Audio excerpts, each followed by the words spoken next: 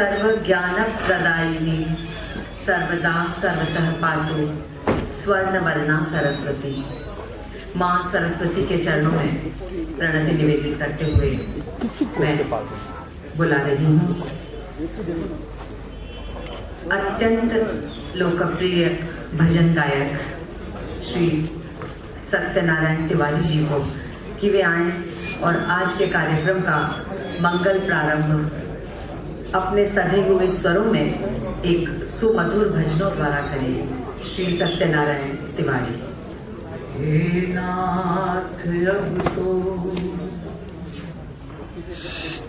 ऐसी दया हो, जीवन निरर्थक जाने न पाए। हे नाथ अब तो ऐसी कृपा हो, जीवन निरर्थक जाने न पाए। यह मन न जाने क्या क्या कराए, कुछ बन सका ना अपने बनाए, अपने बनाए। हे नाथ अब तो ऐसी कृपा हो, जीवन निरर्थक जाने न पाए। संसार में ही आसक्त रहकर दिन रात अपने मतलब की कहकर, सुख के लिए लाखों दुख को सहकर, ये दिन अभी तक यूं ही बिताए, यूं ही बिताए। हे नाथ अब तो ऐसी दया हो, जीवन निरर्थक जाने न पाए। वह योग्यता दो सत्कर्म कर लूं, अपने हृदय में सद्भाव भर लूं। नर्तन है साधन भव सिंधु तर लूं, ऐसा समय फिर आए न आए, आए न आए। हे नाथ अब तो ऐसी कृपा हो, जीवन निरर्थक जाने न पाए। ऐसा जगा दो फिर सो न जाऊं, अपने को निष्काम प्रेमी बनाऊं। मैं आपको चाहूं और पाऊं, संसार का भय कुछ रह न जाए, कुछ रह न जाए। हे नाथ अब तो ऐसी दया हो, जीवन निरर्थक जाने न पाए। हे नाथ मुझे निर्भिमानी बना दो, दारिद्र हर लो, दानी बना दो।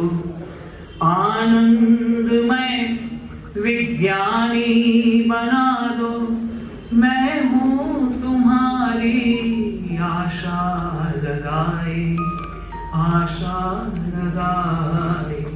हे नाथ अब तो ऐसी दया हो, जीवन निरर्थक जाने न पाए, जाने न पाए, जाने न पाए।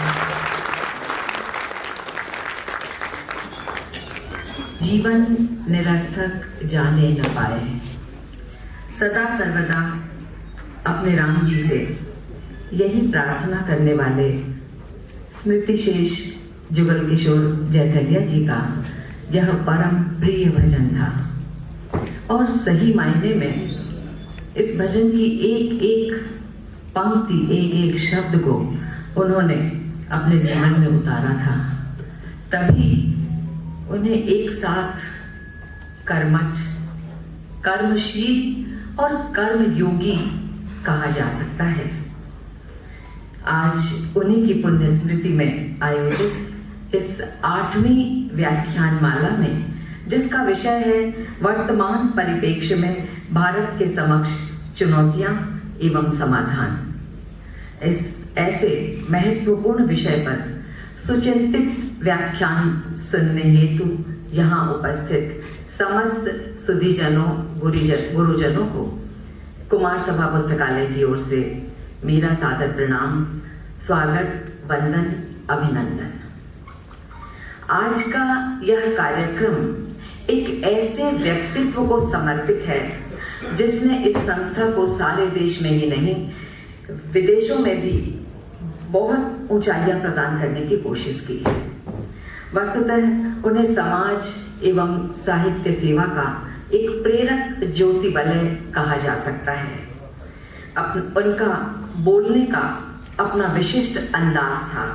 विनम्र होते हुए भी राष्ट्रीयता एवं समाज मंगल की तुला पर जिसे वो उचित समझते थे, उसके विरुद्ध उठने वाली आवाज का सही प्रत्युत्तर देना उनकी अपनी पहचान थी। शालीनता, सिद्धांतों के प्रति दृढ़ता, सजगता, प्रचंड राष्ट्रीयता, समाज सेवा तथा सत साहित्य को पढ़ने के प्रति उनकी निष्ठा को देखकर ऐसा लगता था कि एक व्यक्ति के जीवन में इतने सारे गुण, यह गुण साधन ते नहीं होई, प्रभु की कृपा पावे कोई कोई। सचमुच जैथलिया जी ने प्रभु की असीम अनुकंपा को प्राप्त कर अपने जीवन को निखारा और संवारा था। उनकी पावन स्मृति में आयोजित इस व्याख्यान माला का विषय उनके रोम रोम में समाया हुआ था। उनकी यह हार्दिक इच्छा थी और यह सत प्रयास भी रहता था कि कैसे हमारा समाज, हमारे देशवासी इन चुनौतियों का उचित उत्तर देते हुए देश के गौरव में श्रीवृद्धि करें।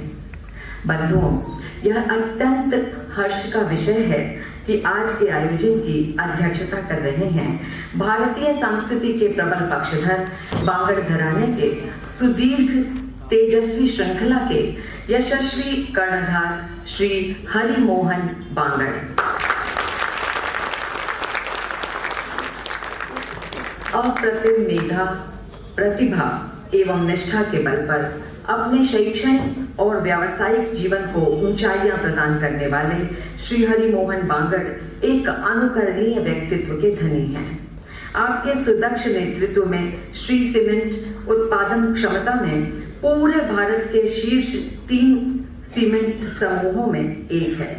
असाधारण नेतृत्व क्षमता एवं दूरदर्शिता के लिए आपको कई सम्मानों से विभूषित भी किया जा चुका है। कला और क्रीड़ा में विश्वास रखने वाले श्री बांगड़ एक अच्छे वॉलीबॉल और ब्रिज प्लेयर भी हैं। शिक्षा, सेवा एवं समाज कल्याण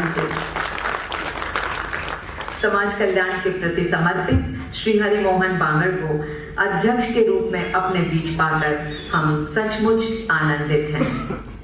तेजस्वी व्यक्तित्व, प्रभावी सरस सलिल सी निर्मल धारा, तेजस्वी व्यक्तित्व, प्रभावी सरस सलिल सी निर्मल धारा, चिंतन की चेतना संजोए, प्लावित करते नया किनारा। विविध विधाओं की प्रतिभा से उपकृत है भारत का प्रांगण। आयोजन की शुभ बेला में स्वीकारें शत शत अभिनंदन, स्वीकारें शत शत अभिनंदन।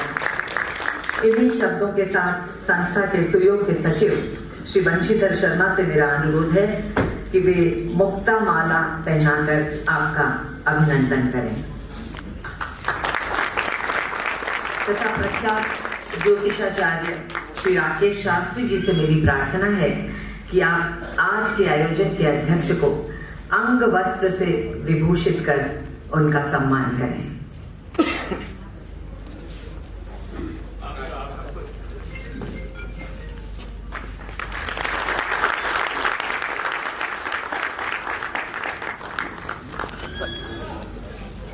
बंधुओं, यह भी आनंद का विषय है कि आज हमारे बीच न्याय एवं वैचारिक क्रांति के एक जाज्वल्यमान नक्षत्र श्री अश्विनी जी उपाध्याय प्रमुख वक्ता के पद को सुशोभित कर रहे हैं,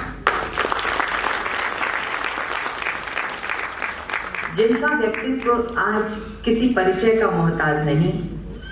अपने कर्तृत्व से आपने जो ऊंचाइयां हासिल की हैं वे स्तुत्य और अनुकरणीय हैं। आपकी शताधिक जनहित याचिकाएं PIL गणना एवं गुणवत्ता में बेजोड़ हैं।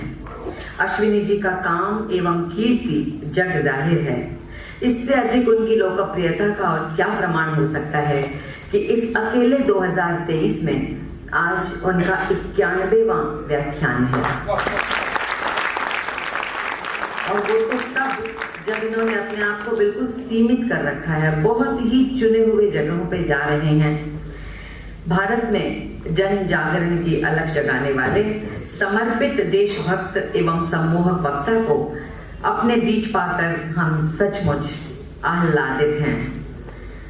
तुम भारत की उजली आशा, तुम भारत की उजली आशा तुम पर टिका हुआ विश्वास, कैसी नई बहारें लाए किस दुनिया के तुम मधुमास, किस दुनिया के तुम मधुमास, मानव मानव बनकर जिए, चला रहे अनुपम अभियान, वैचारिक अभिनव क्रांति से करते रहते नव संधान, करते रहते नव संधान। इन्हीं शब्दों के साथ मैं बुला रही हूँ हाई कोर्ट के एडवोकेट एवं हमारी कार्य समिति के विशिष्ट सदस्य श्री अजय चौबे को कि वे आएं और मुक्ता माला पहनाकर आपका अभिनंदन करें।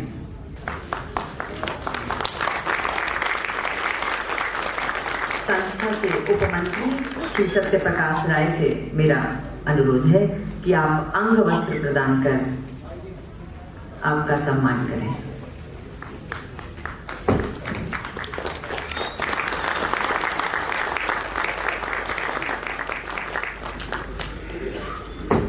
बंधुओं, एक सच्चे समाज सेवी की क्षमता से परिपूरित एवं आदर्श संरक्षक की प्रतिभा से विभूषित एक व्यक्तित्व का नाम है श्री सज्जन कुमार तुलसियान।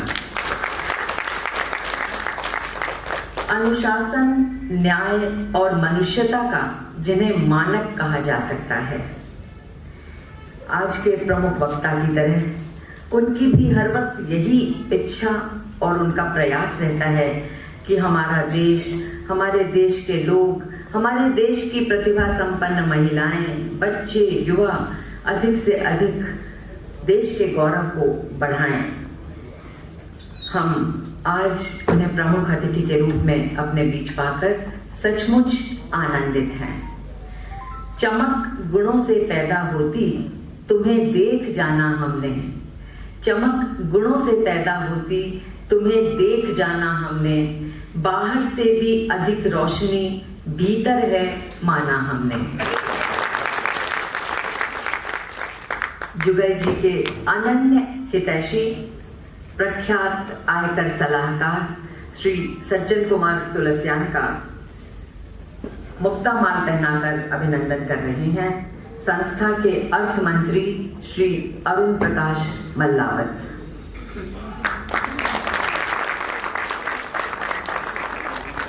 अंग वस्त्र पहनाकर आपका सम्मान कर रहे हैं संस्था के साहित्य मंत्री श्री योगेश राज उपाध्याय।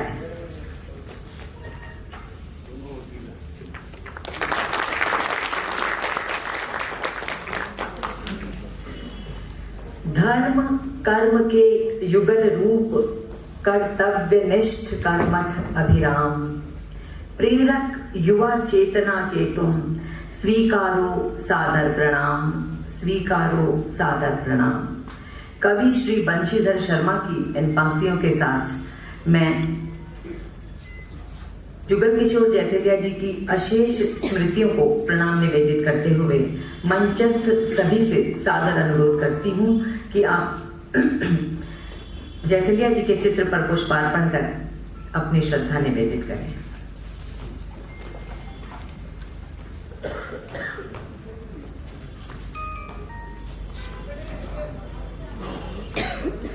मधुर हवा का झोंका पाकर ज्यों उपवन में कली खिले, जैसे जीवन के प्रभात में शुभ समृद्धिमय पवन चले।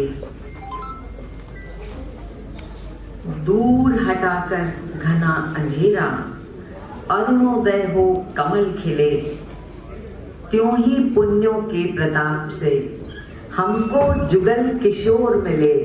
त्यों ही पुण्यों के प्रताप से हमको जुगल किशोर मिले।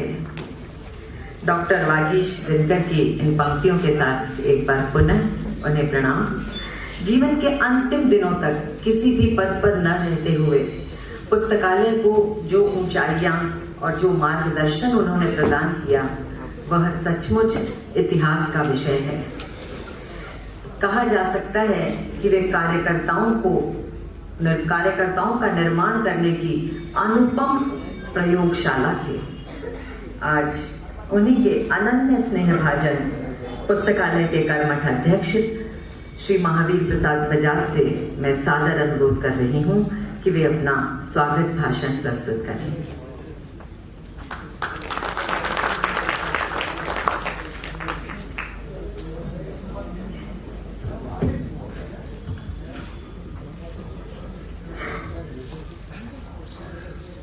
सम्मानित मंच, सुधीरेंद्र, कुमार सभा द्वारा आयोजित कर्मयोगी जुगल किशोर जेठलिया स्मृति व्याख्यानमाला के इस 8वें आयोजन में आप सबका हार्दिक स्वागत करता हूँ, अभिनंदन करता हूँ।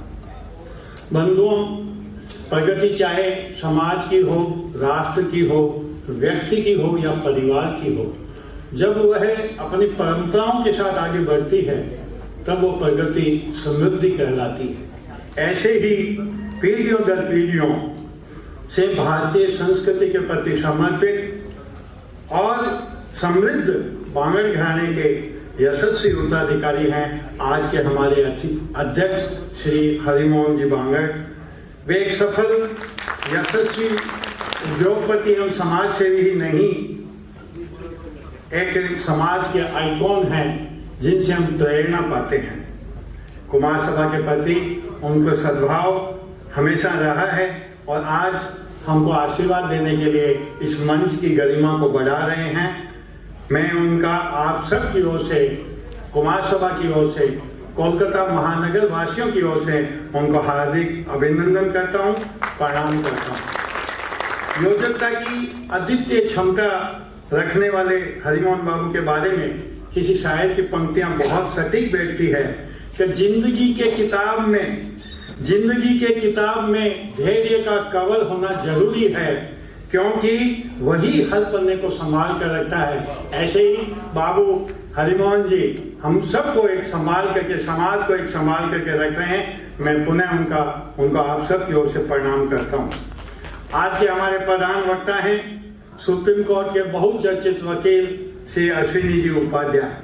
वे राष्ट्र जागरण के जिस कार्य में लगे हुए हैं उसकी जितनी प्रशंसा किया जाए वो कम है, परंतु हमारे शास्त्रों में कहा है किसी व्यक्ति की अगर अधिक प्रशंसा करते हैं तो उसकी उम्र घटती है, और इसलिए मैं उनकी अधिक प्रशंसा नहीं करते हुए उनके संभावित जो संभावना भरे जो व्यक्तित्व है उसके बारे में ये कहना चाहूंगा कि अगर देखना चाहते हो उनकी उड़ान को, अगर देखना चाहते हो उनकी उड़ान को, तो और ऊंचा कर दो आसमान को, और ऊंचा कर दो आसमान को। ऐसे तेजस्वी व्यक्तित्व को आप सब की ओर से, कुमार सभा की ओर से मैं प्रणाम निवेदन करता हूँ। आज के हमारे प्रधान अतिथि हैं कुमार सभा के अभिभावक, जाने माने प्रतिष्ठित आयकर सलाहकार श्री सज्जन कुमार जी तुलसा। सामाजिक व प्रोफेशनल संस्थाओं के अनेक दायित्वों का बखूबी निर्वहन करने वाले राष्ट्रीय भाव से परिपूरित भाई जी को जितना मैंने जाना है वो मैं कह सकता हूँ कि वाकिफ तो हम भी हैं मशहूर होने के तौर तरीकों को, वाकिफ तो हम भी हैं मशहूर होने के तौर तरीकों को, पर जिद तो हमें है, हमें अपने अंदाज से जीने की। या अपने अंदाज से जीने वाले भाई जी को मैं पुनः प्रणाम करता हूँ। बंधुओं, कुमार सभा ही नहीं, अनेक संस्थाओं के प्राण पुरुष, प्रेरणा पुरुष, जुगल जी को हम क्यों याद करते हैं? आखिर क्या थे जुगल जी? क्या वे कार्यकर्ता, सामाजिक कार्यकर्ता, कुमार सभा के मार्गदर्शक, छोटी खाटू हिंदी पुस्तकालय के संरक्षक, अभिभावक, या राजस्थान परिषद जैसी एक अनूठी संस्था बनाने वाला विशेष व्यक्तित्व, राजनेता, कुछ स्मारिकाओं और कुछ लेखों किताबों के लिखने वाले लेखक, हिंदी कवि, हिंदी प्रेमी, या कुशल संगठनकर्ता, या लोक संग्रही कार्यकर्ता?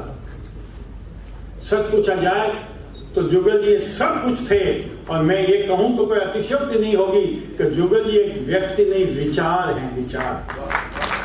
उन्होंने युवावस्था में कविता लिखी, उसका मैं आपको सुनाने का 4 पंक्तियां सुनाने का लोभ समझ नहीं कर पा रहा हूं कि झुक गया आज यदि देश क्रूरता के आगे, झुक गया आज यदि देश क्रूरता के आगे, अपराधी को यदि दंड नहीं दे पाएगा, एक आध पीढ़ी की बात नहीं सोचो साथी, आने वाला इतिहास सदा झुक जाएगा। ऐसी जो पंक्तियां लिखने वाले जो प्रेरणा पुरुष जो जुगल जी हैं, उनको आज भी हम स्मरण करके उनसे ऊर्जा ग्रहण करते हैं। उन्होंने हम जैसे सैकड़ों कार्यकर्ताओं का निर्माण ही नहीं किया, उनकी योग्यता अनुसार समाज की जो राष्ट्रीय भावों से भरी जो संस्थाएं हैं, उनसे संबद्ध होने की प्रेरणा भी दी। इसलिए आज भी हम उनको याद करते हैं। आज के व्याख्यान का विषय है वर्तमान परिप्रेक्ष्य में भारत के समस्त चुनौती भारतीय जो मारवाड़ी सम्मेलन उसके हम सब लोग शिव कुमार जी भारत जागा हुआ है, उसके अंदर निहित शक्ति है। वन बंधु परिषद के अंदर याद आता है रमेश कुमार जी बेरीवाल, नहीं रमेश कुमार जी जिंदगी भर भूल, जिनकी बात हमने ये कदम की जाती सोसाइटी और अनेक संस्थाओं की भूल सज्जन चेहरे में थी और आईना साफ करते थे। यानी हमारी स्वाभिमान के साथ पड़ी हुई थी और हम भारत का समाज क्षमा करते हूँ।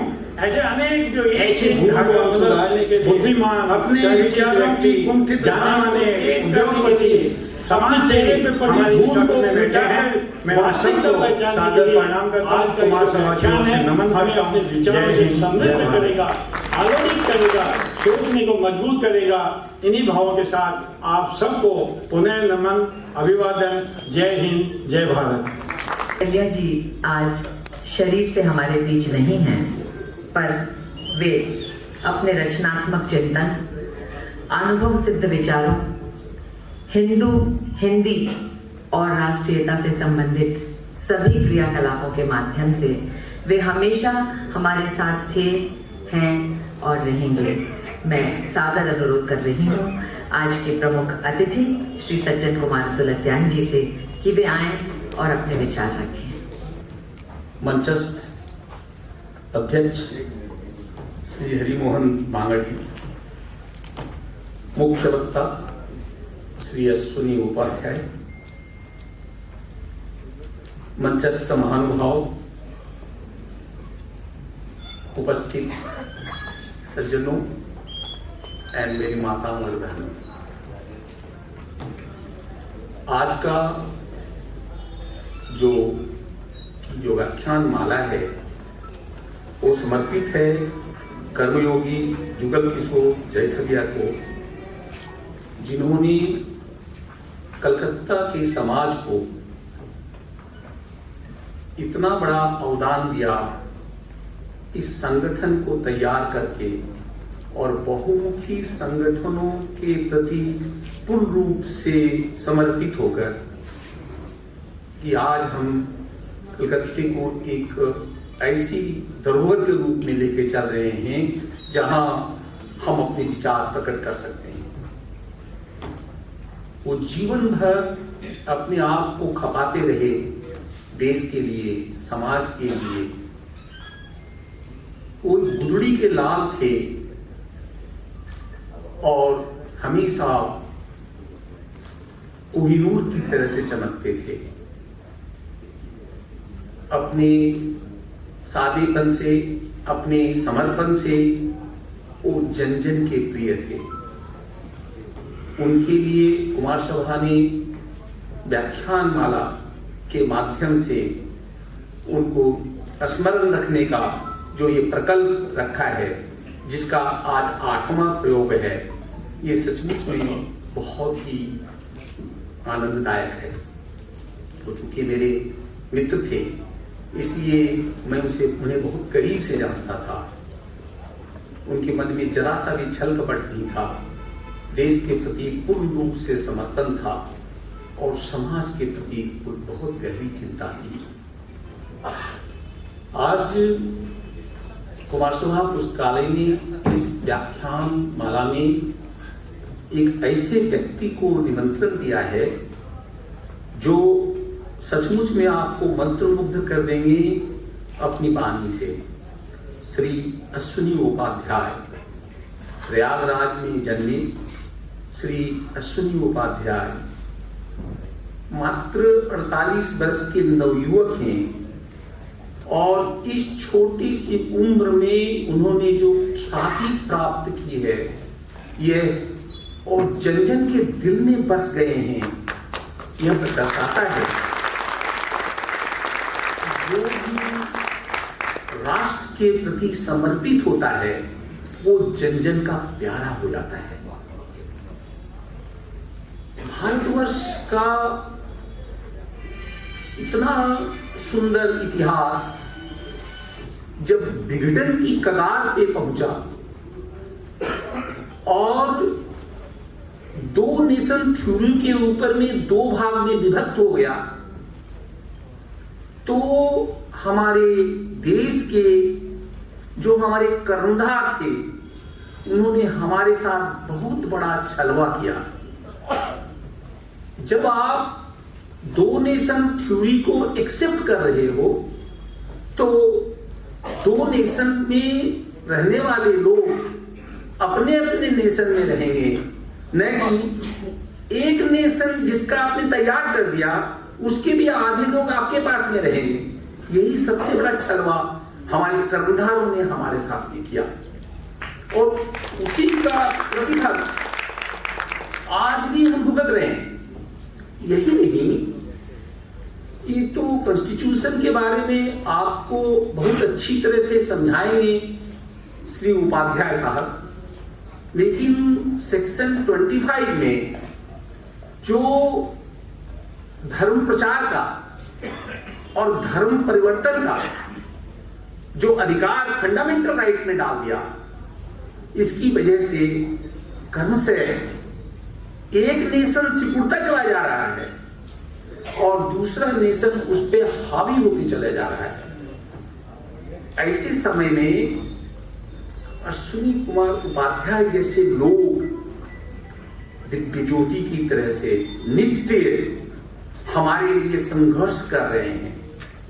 ये संघर्ष इनका जो है, आप ये मत समझिए कि ये पृथ्वीराज चौहान के संघर्ष से या महाराणा प्रताप के संघर्ष से या वीर शिवाजी के संघर्ष से कोई कम है। आज के जमाने के यही वीर शिवाजी, यही महाराणा प्रताप है, क्योंकि न्यायालय के माध्यम से ये हर पल न्यायालय को बताते रहते हैं कि ये देखिए, हम इस राष्ट्र को राष्ट्र के अनुसार से रहने दें, इस राष्ट्र को हम इस तरह से न ट्रीट करें जैसे हम सब कुछ अपना समर्पित कर चुके हैं और इस तरह से इस संघर्षरत हैं। आज की जो हमारे सामने समस्याएं हैं, जो हमारे चैलेंजेज हैं, उन चैलेंजेज में कुछ सामयिक भी है। कुछ सामयिक ये है कि हमारे यहाँ जो मैंने कहा धर्मांतरण का प्रावधान है कॉन्स्टिट्यूशन में, वो तो है ही। दूसरी सबसे बड़ी समस्या है influx and infiltration of large number of Bangladeshi in Rohingya. इस देश के भूभाग को परिवर्तित करने की चेष्टा की जा रही है डेमोक्रेसी को by influx of foreigners illegally entering this country. इसके अलावा दूसरा सबसे बड़ा समस्या आज इस सरकार के परिप्रेक्ष्य में बोलना चाहूंगा। यह सरकार बड़ी राष्ट्रवादी सरकार है, लेकिन यह सरकार इस बात को नहीं समझती है कि वैश्य वर्ग का एक बहुत बड़ा तबका, छोटे छोटे व्यापार को करता है और उससे अपना जीवन यापन करता है। अब छोटी छोटी दुकान चलाने वाले, चार्टर्ड अकाउंटेंट, लॉयर, जो टैक्स की प्रैक्टिस करने वाले, आप इनका व्यापार और धंधा करीब करीब बंद कर चुके हैं। ये कैसे परिवार चलेंगे? आपने कोई बराबर की व्यवस्था नहीं करके आप इस तरह के उपयोग ले रहे हैं जिसमें एक बहुत बड़ा वैश्य समाज जो है वो बिना काम के हो जा रहा है, वो बहुत तकलीफें फेस कर रहे हैं। ये दूसरी बहुत बड़ी ज्वलंत समस्या है। तीसरा सबसे बड़ा समस्या है अनएबेटेड रिलीजियस कन्वर्शन।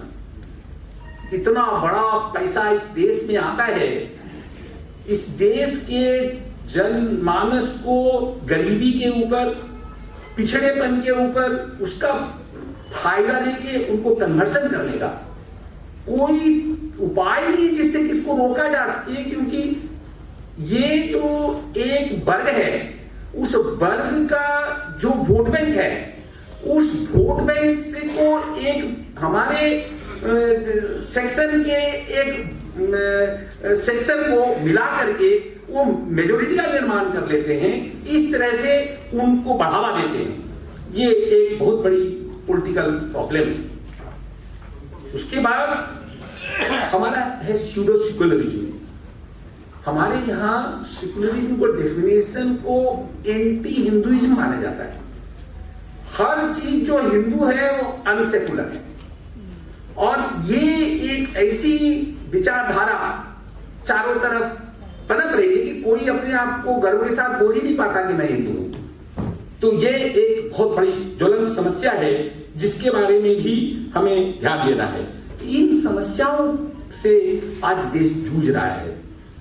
हमारे प्रधान वक्ता जरूर अपना ध्यान केंद्रित करेंगे इन चैलेंजेस की तरफ और अपने वक्तव्य के माध्यम से हमें बताएंगे कि वो इस छोटी सी उम्र में जो प्रयास कर रहे हैं उसमें वो किस तरह से इन सब चीजों के बारे में सारे भारतवर्ष का ध्यान आकर्षित कर पाएंगे। इन शब्दों के साथ और ज्यादा समय न देते हुए मैं अपनी वाणी को विराम देता हूँ।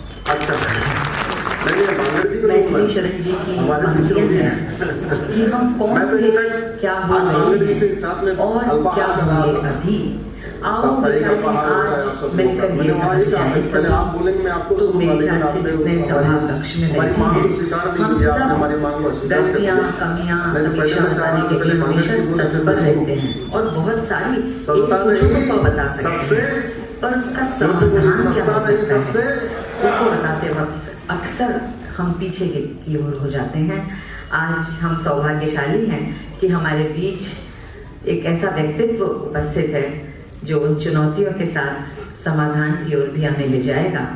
उनकी वक्तृता के लिए मैं चार पंक्तियां बुलाऊंगी कि चुनौतियां और समाधान पर शब्द पुष्प जब ये चढ़ाएंगे तो वक्त के पांव अनायास ठहर जाएंगे।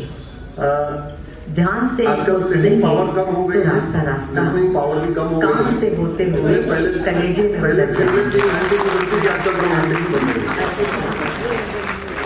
और 2 घंटे में भी 10 मिनट का ब्रेक भी दिया जाता है। भारत माता की, भारत माता की, 50 माता की। सबसे पहले 1 घंटे के अंदर अपनी बात रखी हूँ पूरी जुगल की, क्योंकि संडे का दिन है, आप लोगों को लंच के लिए जाना होगा। आप सब आए हैं आज उनको याद करने के लिए। आप सबको प्रणाम करता हूँ।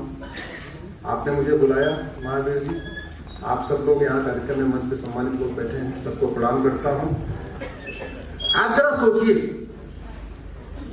जो चीज सस्ती भी हो और सबसे अच्छी हो वो बनती कैसे है? चाहे श्री सीमेंट हो, बांगर सीमेंट हो, या वैक्सीन हो, या हमारी अग्नि मिसाइल हो, या हमारा चंद्रयान हो, या हमारा मंगलयान हो, या जो कुछ हम बना रहे हैं। इनफैक्ट हम भारत में जो कुछ बनाते हैं वो हमारा सब सस्ता नहीं, सबसे अच्छा ही बनता है। हमने चंद्रयान बनाया, जो नासा ने जो काम 3000 करोड़ में किया था, हमारे यहाँ कितने में हो गया? 600 करोड़ में हो गया। सस्ता नहीं, सबसे अच्छा। भाई मैं ब्रांड एम्बेसडर नहीं हूं, ब्रांड एम्बेसडर नहीं, उसका तो प्रचार उन्होंने पंकज जी ने किसी और को दिया हुआ है, लेकिन अगर आगे से कहेंगे तो मैं प्रचार करता रहूंगा। हमारा तो काम ही है सैटरडे संडे घूमते रहना। जो चीज सर्वोत्तम बनती है उसमें 5 चीजें बड़ी इंपॉर्टेंट होती है, जिसको अगर हम थोड़ा विदेशी लैंग्वेज में कहें तो उसको 5M कहते हैं। 5M में क्या है? पहला M मैन, दूसरा M मशीन, तीसरा M मटेरियल, चौथा M मेथड और पांचवा M मनी। जहां ये 5 चीजें बढ़िया हो, पर्याप्त हो, मैन अच्छा हो, मशीन अच्छी हो, मेथड अच्छा हो, मटेरियल अच्छा हो और मनी पर्याप्त हो, वहां पे जो हमारा प्रोडक्ट होता है, जो हमारा आउटकम होता है, वो सबसे सस्ता नहीं सबसे अच्छा होता है। तो आप सब लोग बड़ी संख्या में आए हैं, लेकिन हमें बहनें कम दिख रही हैं यहां पे। हाँ है, लेकिन 50% नहीं है।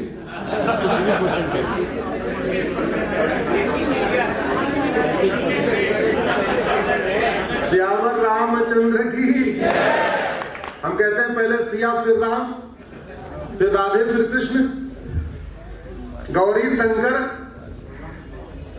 और यहां पे राम दिख रहे हैं, सिया कम दिख रही हैं, शंकर दिख रहे हैं, गौरी कम दिख रही हैं। आपने भी तो मैन कहा, विमेन का नाम कहा लिया 5 टाइम में। नहीं, वो मैन को विमेन उसी में इंक्लूडेड होता है, वो जेंडर न्यूट्रल है, वो जेंडर न्यूट्रल। तो मैन अच्छा हो, इसके लिए हजारों वर्ष पहले हमारे यहां एक सिस्टम था, और वो सिस्टम 1-2 दिन में नहीं, हजारों साल के ट्राइड एंड टेस्टेड फार्मूले के बाद बना था।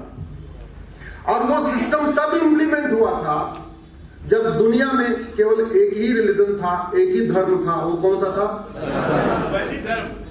सनातन वैदिक धर्म।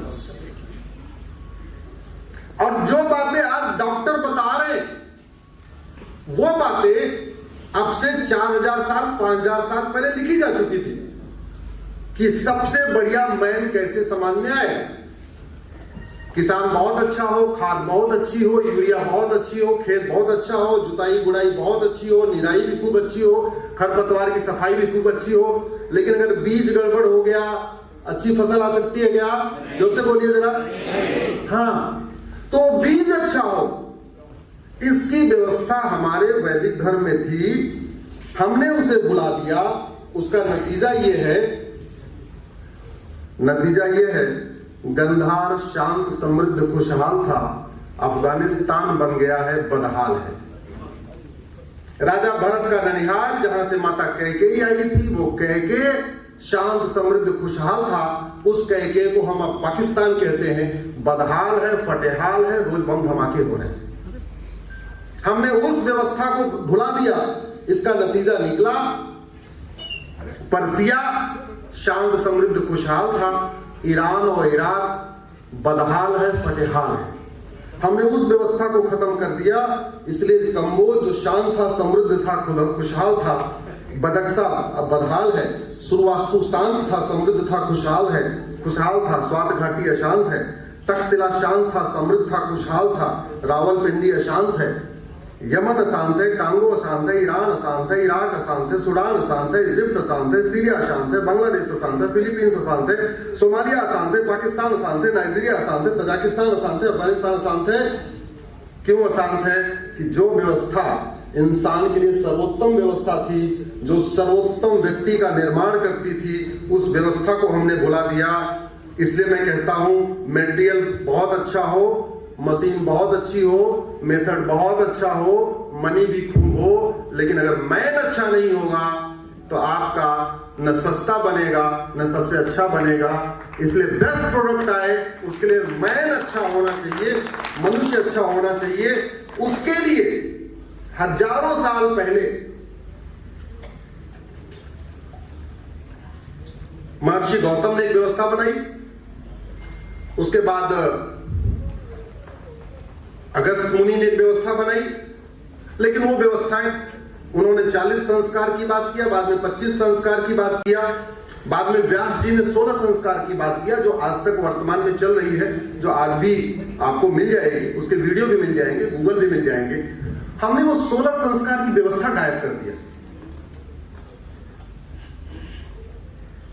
व्यक्ति का निर्माण पैदा होने के बाद नहीं होता, व्यक्ति का निर्माण पेट से शुरू हो जाता है। और मेडिकल साइंस भी कहता है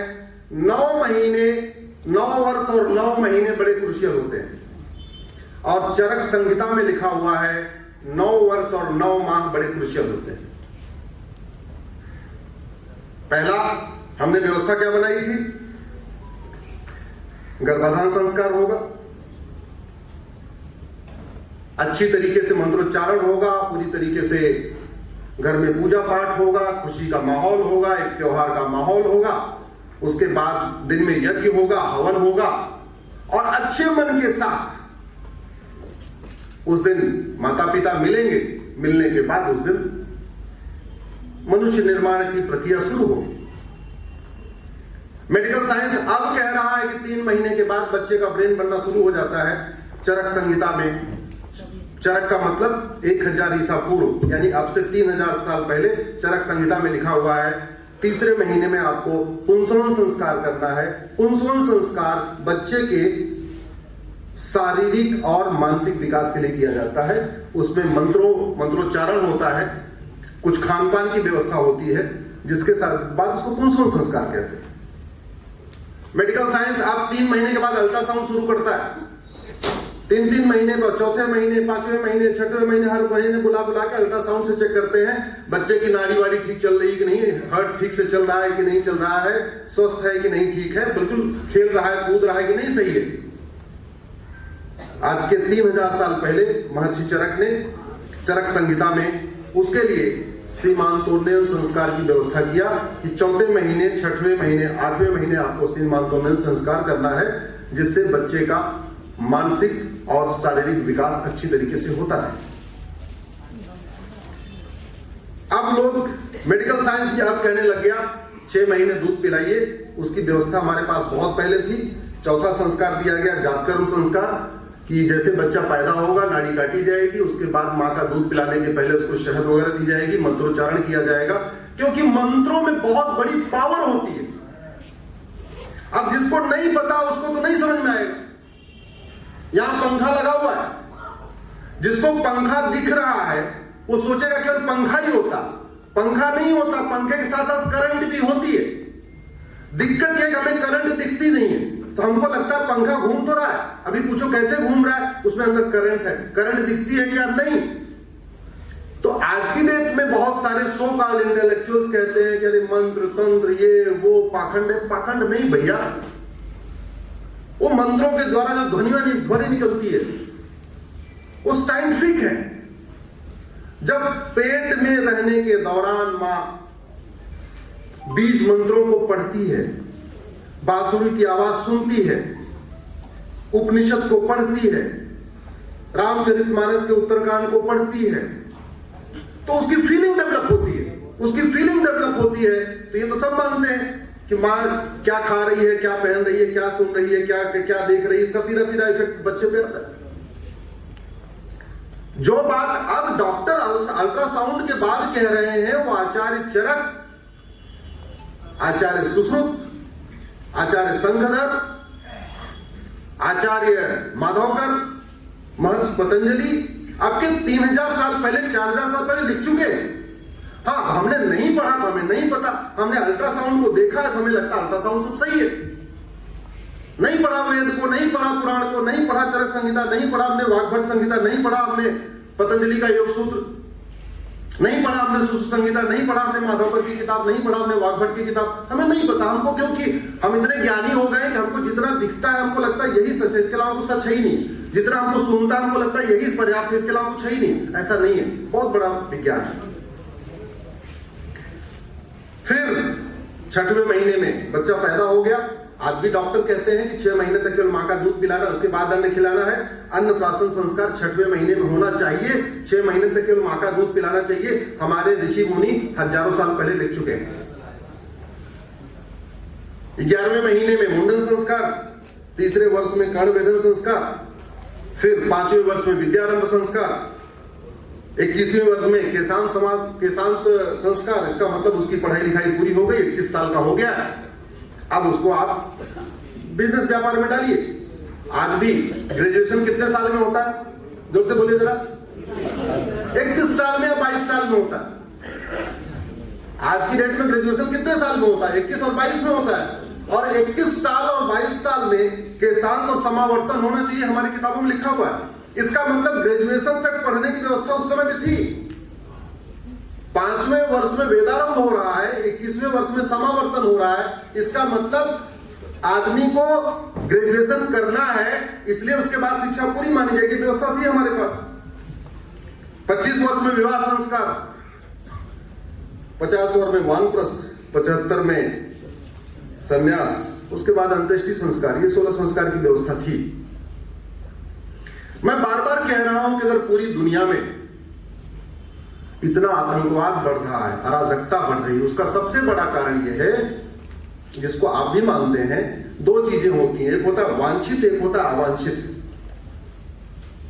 वांछित संतानें हमेशा वांछित कार्य करती हैं, अवांछित संतानें हमेशा अवांछित कार्य करती हैं। बड़ा सीधा सा प्रिंसिपल है।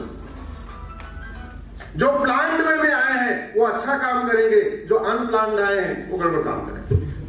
और अगर अनप्लान्ड आए और बाद में उनकी शिक्षा दीक्षा अच्छी हो गई तब भी ठीक है।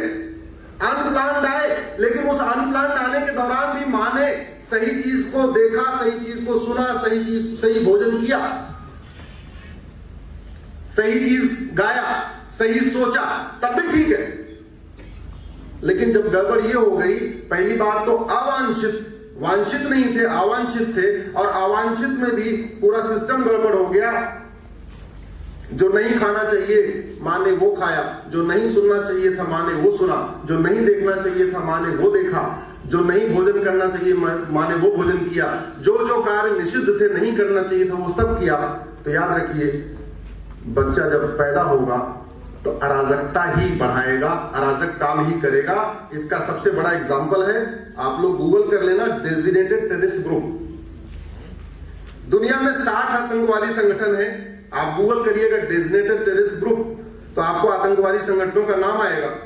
Abdullah Azzam brigade, Abu Sayyaf, Aden Abyan, Al Haramain, Al Ittihad, Al Nusra, Al Qaeda, Ansar Al Sharia, Ansar Al Islam, Ansar Dine, league of partition, Boko Haram, Egyptian Islamic jihad, Haqqani network, हरकत जिहाद, हरकत मुजाहिदीन, हरकत sham, Jamiat Ansar, हयात तहरीर, जिहाद union, Islamic movement of Uzbekistan, Islamic state of Iran, Iraq and Iran, जैसे मोहम्मद, जैसे मुजाहिदीन, जमीयत असरुद, जमात अल अरहा, जमे इस्लामी, जुंड अल अस्का, जुंड खलीफा, जुंड इमाम, लश्कर तैयबा, लश्कर जंगी, ऐसे ऐसे करके आपको 60 आतंकवादी संगठनों का लिस्ट मिल जाएगी, जिसको पूरी दुनिया ने बैन किया है।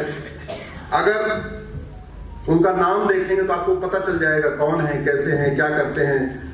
उससे ये भी पता चल जाएगा कि जब ये बच्चे पेट में रहे होंगे, पहली बात तो ये पेट में अवांछित आए, ये वांछित नहीं थे। क्या थे ये? जोर से बोलिए, अवांछित। और जब पेट में आए भी तो मां ने अवांछित भोजन किया। अवांछित समझ रहे हैं ना? मां ने अवांछित भोजन किया, मां ने अवांछित चीजें सुना, मां ने अवांछित चीजें देखा, मां ने अवांछित चीजें सोचा, सब कुछ अवांछित था। इसलिए आपको ये डेजिग्नेटेड टेररिस्ट ग्रुप का पूरा संगठन मिल जाएगा।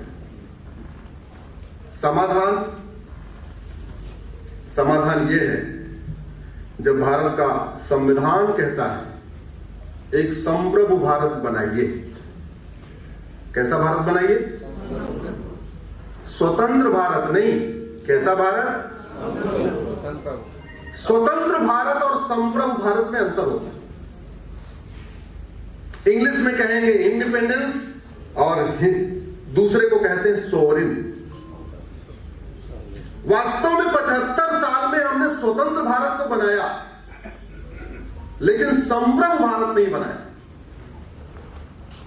जबकि संविधान के प्रियम्बल का पहला शब्द है सर बांगड़ सर, संविधान के प्रियम्बल का पहला शब्द, we the people of India have decided to establish a sovereign Bharat. कैसा भारत? सोवरिन भारत का मतलब, संप्रभु भारत का मतलब, अब हम आज स्वतंत्र हो गए हैं, हम संप्रभु भारत बनाएंगे। संप्रभु भारत का मतलब न गुलामी का नाम होगा, न गुलामी की निशानी होगी, न गुलामी की परंपरा होगी, न गुलामी का रीति रिवाज होगा, न गुलामी की वेशभूषा होगी, न गुलामी की जीवन पद्धति होगी, न गुलामी का टैक्स सिस्टम होगा, न गुलामी का पुलिस सिस्टम होगा, न गुलामी का जुडिशियल सिस्टम होगा, न गुलामी का एडमिनिस्ट्रेटिव सिस्टम होगा। कुछ भी गुलामी का नहीं होगा। सब कुछ किसका होगा? भारत का। सब कुछ किसका होगा? भारत का। और मैं भारतीय होने के नाते ये नहीं कह रहा हूं कि हमारा सिस्टम सर्वोत्तम सिस्टम है। सारे सिस्टम को कंपैरेटिव एनालिसिस करने के बाद कह रहा हूं कि हमारा सिस्टम सर्वोत्तम सिस्टम है, दुनिया का सर्वोत्तम सिस्टम है। जब लोग जाहिल वाली जिंदगी जीते थे, कपड़ा पहनना नहीं आता था, तब हमारे देश में शास्त्रार्थ हुआ करता था। और शास्त्रार्थ भी कैसे? गार्गी शास्त्रार्थ कर रही है, मैत्रेयी शास्त्रार्थ कर रही है। 6वीं शताब्दी में शंकराचार्य जी का शास्त्रार्थ हो रहा था नर्मदा जी के किनारे, पंडित मंडन मिश्रा से।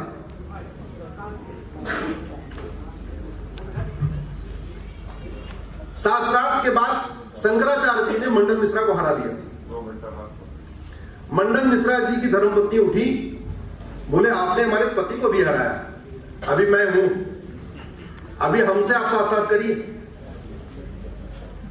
आप सोच सकते हैं, चारों वेद 18 पुराण का ज्ञाता, उसको चैलेंज कौन कर रही है? हमारी माता जी मंडन मिश्रा जी पत्नी जी कर रही हैं कि आपने पति को हराया है, जब तक आप पत्नी को हराओगे नहीं तब तक हम नहीं मानेंगे हम हार गए। आइए हमसे शास्त्रार्थ करिए। फिर शास्त्रार्थ हुआ नर्मदा जी के किनारे, और मंडन मिश्रा जी की पत्नी ने शंकराचार्य जी को हरा दिया। हराने के बाद शंकराचार्य जी ने बोला, हमें आपके इस सवाल का थोड़ा जवाब हमें देने में टाइम चाहिए, हमें 6 महीने का टाइम दे दीजिए। जहां यह शास्त्रार्थ हुआ उसको नर्मदा जी के किनारे उस स्थान को मंडलेश्वर कहते हैं, नर्मदा ये मध्य प्रदेश में है। और जो उन्होंने 6 महीने का टाइम मांगा दोबारा फिर से पढ़ने लिखने के लिए, उसको ओंकारेश्वर कहते हैं। जहां भी शंकराचार्य जी की 108 फीट की ऊंची एक प्रतिमा स्थापित की जा रही है, शंकराचार्य जी ने वहीं 6 महीने उस सवाल के जवाब पे सोचने के लिए लिया था टाइम। और चूंकि मंडन मिश्रा हार गए तो उन्होंने बोला अब हम गृहस्थ जीवन नहीं जिएंगे, हम संन्यास ले लेते हैं। उन्होंने संन्यास जहां लिया उसको मंडलेश्वर कहते हैं। यह परंपरा रही। हजारों साल पहले याज्ञवल्क्य को किसने चैलेंज किया? महर्षि याज्ञवल्क्य, गार्गी और मैत्रेयी। हजारों साल पहले रावण अपने विमान से अटैक करता है कैकेयी के ऊपर। एक राज्य था कैकेयी। परंपरा देखिए, हमारे देश में राजकुमारों का नाम राज्यों पे नहीं होता था, राजकुमारियों का नाम राज्यों पे होता था। ये परंपरा देखिए जरा। पूरी दुनिया में 1100 रिलीजन है, किसी भी रिलीजन में नारी की पूजा नहीं होती। किसमें पूजा होती है? पूरी दुनिया में 6500 भाषाएं हैं, आपको किसी लैंग्वेज में गृहिणी का पर्यायवाची नहीं मिलेगा। गृह का मतलब परिवार, जिसका पूरा घर ऋणी हो उसको कहते हैं गृहिणी। ऐसा कोई शब्द है ही नहीं है। यत्र नारंती पूज्यते रमनते तत्र देवता। बांगड़ जी, इसका पर्यायवाची आपको 6500 भाषाओं में और 1100 रिलीजन में कहीं नहीं मिलेगा। जहां नारी की पूजा पूजा होती है वहां देवता निवास करते हैं, ऐसा इससे मिलता जुलता सेंटेंस कहीं है ही नहीं।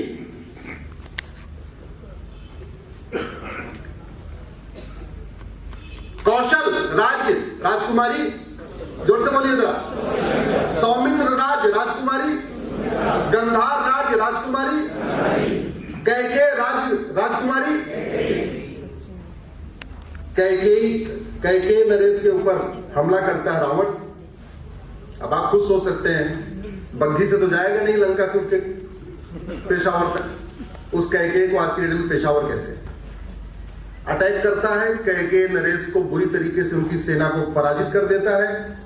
कैके नरेश मदद मांगते हैं अयोध्या से, राजा दशरथ अपनी सेना के लेके जाते हैं। अगर हमारे पास ट्रांसपोर्टेशन की अच्छी व्यवस्था नहीं होती तो मदद जल्दी से मांग कैसे लिए, और रावण के रहते रहते अयोध्या नरेश अपनी सेना लेकर पहुंच कैसे गए। उसके बाद रावण राजा दशरथ को भी घायल कर देता है। कैके नरेश के सेनापति को मार लेता है। जानते हैं उस समय सेनापति का काम किसने संभाला? कैकेयी।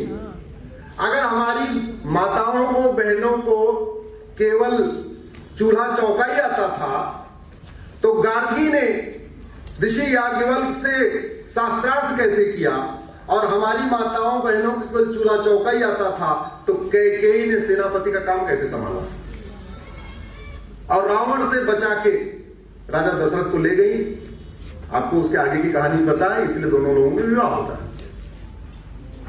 मैं कहना यह चाह रहा था, एक सिविलाइजेशन वॉर है। इस सिविलाइजेशन वॉर में एक पक्ष हारेगा, एक पक्ष जीतेगा। वो पहले भी था, आज भी है, आगे भी रहेगा। लेकिन हम लोग जो लगातार इस सिविलाइजेशन वॉर में सिकुड़ते जा रहे हैं, उसका सबसे बड़ा कारण यह है कि कहीं ना कहीं समाज से गलती हुई, हम अपनी जड़ों से कटे गए। हालांकि समाज से गलती हम नहीं कह सकते, उसका मूल कारण यह था हम 700 साल लगभग गुलाम थे। 700 साल हम गुलाम रहे, हमारी परंपराएं, 16 संस्कार क्या होता है, कैसे होता है, क्या होना चाहिए, वो हम भूल गए। चूंकि ये संविधान कहता है we the people of India have decided to establish a sovereign state, संप्रभु भारत बनाएंगे, और इस संविधान को लागू करने के लिए पूरी मनी कहां से आ रही है, कौन दे रहा है? कौन दे रहा है? अरे बोलिए, हम देते हैं भाई। कौन दे रहा है? इस संविधान को इंप्लीमेंट करने के लिए पैसा कहां से आ रहा है? तो इस संविधान का जो उद्देश्य है उसको प्राप्ति करने के लिए व्यवस्था है। व्यवस्था क्या है? राष्ट्रपति है। राष्ट्रपति के नीचे chief justice of India, prime minister of India है। उसके नीचे फिर मंत्रिमंडल है, उसके नीचे सांसद विधायक है, उसके नीचे बाकी सब व्यवस्था है, पार्षद, प्रधान, कलेक्टर, उलेक्टर सब उसी में है। सबका लक्ष्य क्या है? कैसा भारत बनाना? जोर से बोलिए। संप्रभु भारत बनाना। तो संप्रभु भारत बनाने के लिए जो आप लोग पैसा दे रहे हैं, इतना चार्टर्ड प्लेन भी दे रहे हैं, बड़े बड़े बंगलों भी दे रहे हैं, सब रह भी रहे हैं, कलकत्ता में भी रह रहे हैं, भुवनेश्वर में भी रहे हैं, दिल्ली में भी रह रहे हैं, सब वही रहे ना। बना क्या? गुलामी का नाम खत्म हुआ? जोर से बोलिए जरा, जोर से बोलिए। आपकी फोटो खींच रही इसमें। गुलामी का नाम खत्म हुआ क्या? गुलामी का निशान खत्म हुआ क्या? गुलामी की परंपरा खत्म हुई क्या? गुलामी की भाषा खत्म हुई क्या? गुलामी का रीति रिवाज खत्म हुआ क्या? गुलामी की पुलिस व्यवस्था खत्म हुई क्या? गुलामी की टैक्स व्यवस्था खत्म हुई क्या? गुलामी की जुडिशियल व्यवस्था खत्म हुई क्या? गुलामी की प्रशासनिक व्यवस्था खत्म हुई क्या? जब सब कुछ गुलामी का चल रहा है तो भारत संप्रभु कहां बना? बना क्या संप्रभु भारत? नहीं बना। उसको बनाना है, बनाएंगे, आप और हम बनाएंगे, क्योंकि सब कुछ आपके पैसे से चल रहा है। ये भारत का बजट 75 लाख करोड़ का है। ये 75 लाख करोड़ हवा में नहीं आते, इसमें सबका योगदान। आप जीएसटी देते हैं, टीडीएस देते हैं, इनकम टैक्स देते हैं, वैट देते हैं, कुछ लोग डायरेक्ट देते हैं, कुछ लोग इनडायरेक्ट देते हैं। भाई बांगड़ जी सीमेंट बना के जीएसटी दे रहे हैं, हम सीमेंट खरीद कर जीएसटी दे रहे हैं, दे तो हम भी रहे ना, सस्ता नहीं सबसे।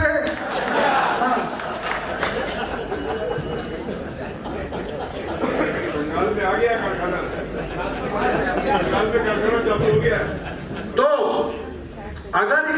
संविधान को लक्ष्य को प्राप्त करना है तो सबसे पहले हमें अच्छा क्या चाहिए? बीज, अच्छा इंसान, अच्छा भारतीय। अच्छे भारतीय बनने की शुरुआत कहां हो रही है? पेट में। तो इस 16 संस्कार को घर घर पहुंचाने की जिम्मेदारी किसकी है? सरकारों की। सब कुछ समाज थोड़ी करेगा, समाज तो बहुत काम कर रहा है। ये कुमार सभा वाले पूरा कार्यक्रम करते जा रहे सब कुछ हमारा नहीं है भैया। जिसने शपथ लिया है, और शपथ कैसे लेते हैं? मैं ईश्वर की शपथ लेता हूं।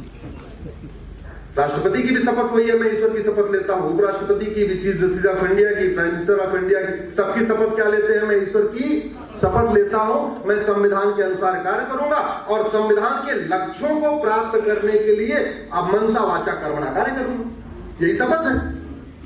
शेड्यूल 7 की लिस्ट उठा के देखिए, सबकी शपथ लिखी हुई इसमें। शपथ क्या लेते हैं? मैं ईश्वर की शपथ लेता हूं कि इस संविधान के लक्ष्यों को प्राप्त करने के लिए मनसा वाचा कर्मणा काम करूंगा। संविधान का लक्ष्य प्रियम्बल में लिखा है, equality, justice, liberty, fraternity, unity, national integration. अगर उसको हम 4 वाक्यों में कहें तो संविधान का लक्ष्य है राम राज्य की स्थापना, और राम राज्य का मतलब है धर्म की, जोर से बोलिए, अधर्म का, प्राणियों में, विश्व का। तो संविधान का लक्ष्य है कि सरकारें ऐसा नियम कानून बनाए, ऐसी व्यवस्था बनाए जिससे धर्म की जय हो। संविधान का ये कहता है सरकारों से कि तुम पब्लिक सर्वेंट हो, ये तुम्हारी ड्यूटी है, ऐसे नियम कानून बनाओ जिससे अधर्म का नाश हो। ऐसी शिक्षा व्यवस्था स्टेब्लिश करो जिससे प्राणियों में, और ऐसी नीतियां बनाओ जिससे भारत का ही नहीं पूरे विश्व का कल्याण हो।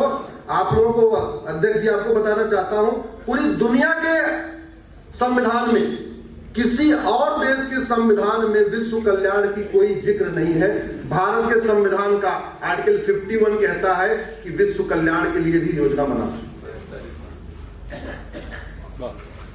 ये केवल भारत में।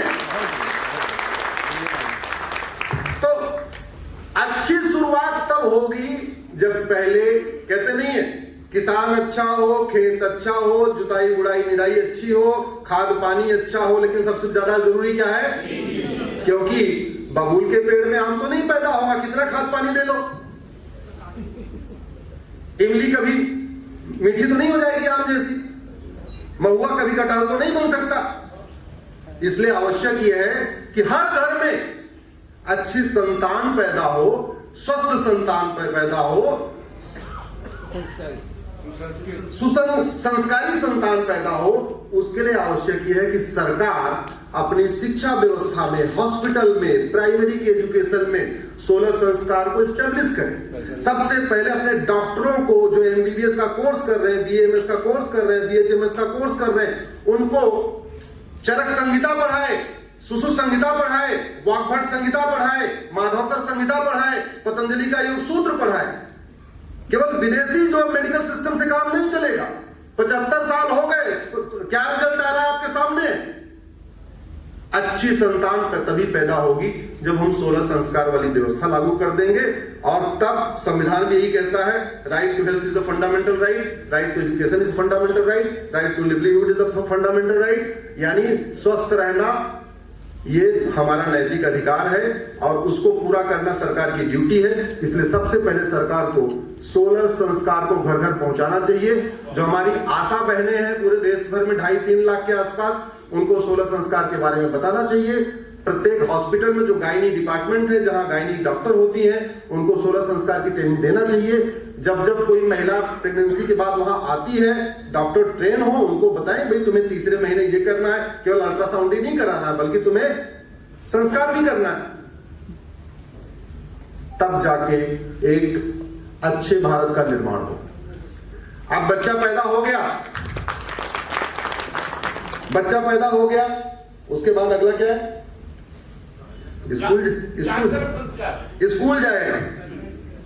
अब वो स्कूल जाएगा। इस समय भारत में 3 तरीके का एजुकेशन सिस्टम चल रहा है।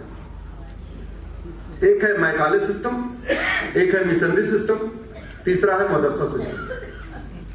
3M, मैकाले, मिशनरी, मदरसा। और इन तीनों का दुष्परिणाम आप देख रहे हैं। क्या दुष्परिणाम है?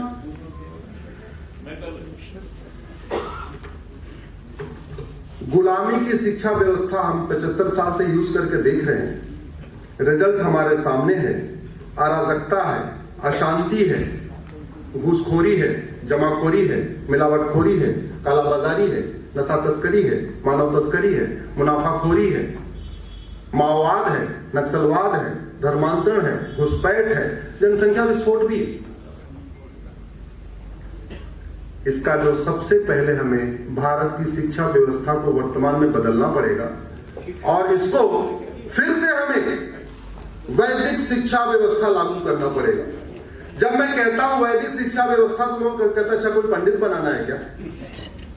अरे भैया, तुम्हें नहीं पता वैदिक शिक्षा के बारे में तो नहीं पता, लेकिन कम से कम पढ़ तो लो वैदिक शिक्षा क्या है।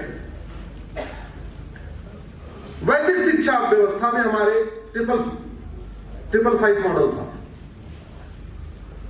वो आज भी है अलग तरीके से। आज प्राइमरी 5 साल का है, जोर से बोलिए जरा।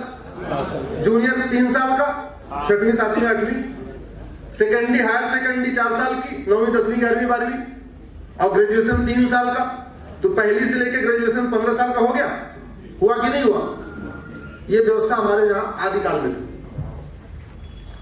लेकिन फॉर्म अलग था। पहले हमारे यहां 5-5 साल का 3 कोर्स था। 5 साल की प्राइमरी, 5 साल की सेकेंडरी और 5 साल का ग्रेजुएशन। टोटल कितने हो गए? विद्यारंभ संस्कार 5वें साल में होता था। आज की डेट में राइट टू एजुकेशन के अंतर्गत 5 साल या 6 साल बच्चे का एडमिशन कराते। ये व्यवस्था आदिकाल में थी। नालंदा और तक्षशिला, मैं बहुत पुराना एग्जांपल इसलिए नहीं दूंगा क्योंकि बहुत पुराने लोग कहेंगे तो किताबों में लिखा हुआ है। तो नालंदा तक्षशिला तोड़ा गया है, जलाया गया, ये तो हम सब ने पता ही। वहां पे भी यही मॉडल था, 555 मॉडल। 5 साल का प्राइमरी, 5 साल का सेकेंडरी, 5 साल का ग्रेजुएशन। 5 साल की प्राइमरी में क्या पढ़ाया जाता था? यज्ञ विज्ञान, योग विज्ञान, वेद विज्ञान, उपनिषद विज्ञान, स्वास्थ्य विज्ञान जिसको हम हेल्थ कहते हैं, अष्टांग योग, गुण विज्ञान, इसको हम ये कह सकते हैं सतोगुण, रजोगुण, तमोगुण, और वाल्मीकि रामायण। वाल्मीकि रामायण में इसलिए कह रहा हूं, पूरे के पूरे संविधान को आप पढ़ लीजिए। पढ़ने के बाद आपको संविधान की मूल भावनाओं को समझना है तो वाल्मीकि जी का आप रामायण पढ़ लीजिए, और नहीं तो तुलसीदास जी का रामचरितमानस का उत्तरकांड पढ़िए। और पूरा उत्तरकांड नहीं पढ़ सकते तो केवल 5 श्लोक, श्लोक नंबर 20 से श्लोक नंबर 25 तक, इन 5 श्लोकों को पढ़ लीजिए। फिर आपको समझ में आएगा कि हमारे देश की व्यवस्था क्या थी। जैसे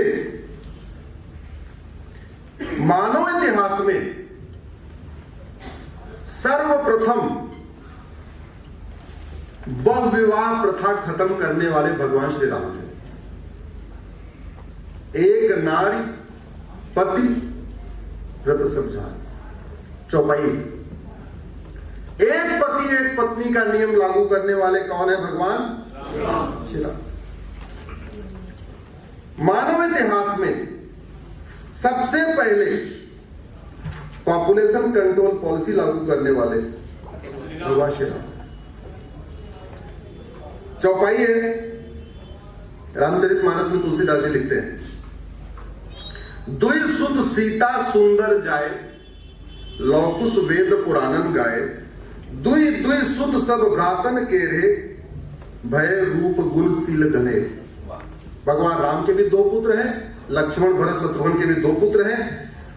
ऐसा एक्सीडेंटल तो नहीं हो सकता कि हम वो हमारे 2 चारों की चारों भाइयों लागू करना इंप्लीमेंट कर दें। और भारत का संविधान का काम का बंटवारा है, एक यूनियन लिस्ट है, एक स्टेट लिस्ट है, एक कॉन्करेंट लिस्ट है। कॉन्करेंट लिस्ट के एंट्री नंबर 20 में जाइए, आपको मिल लिखेगा population control and family planning.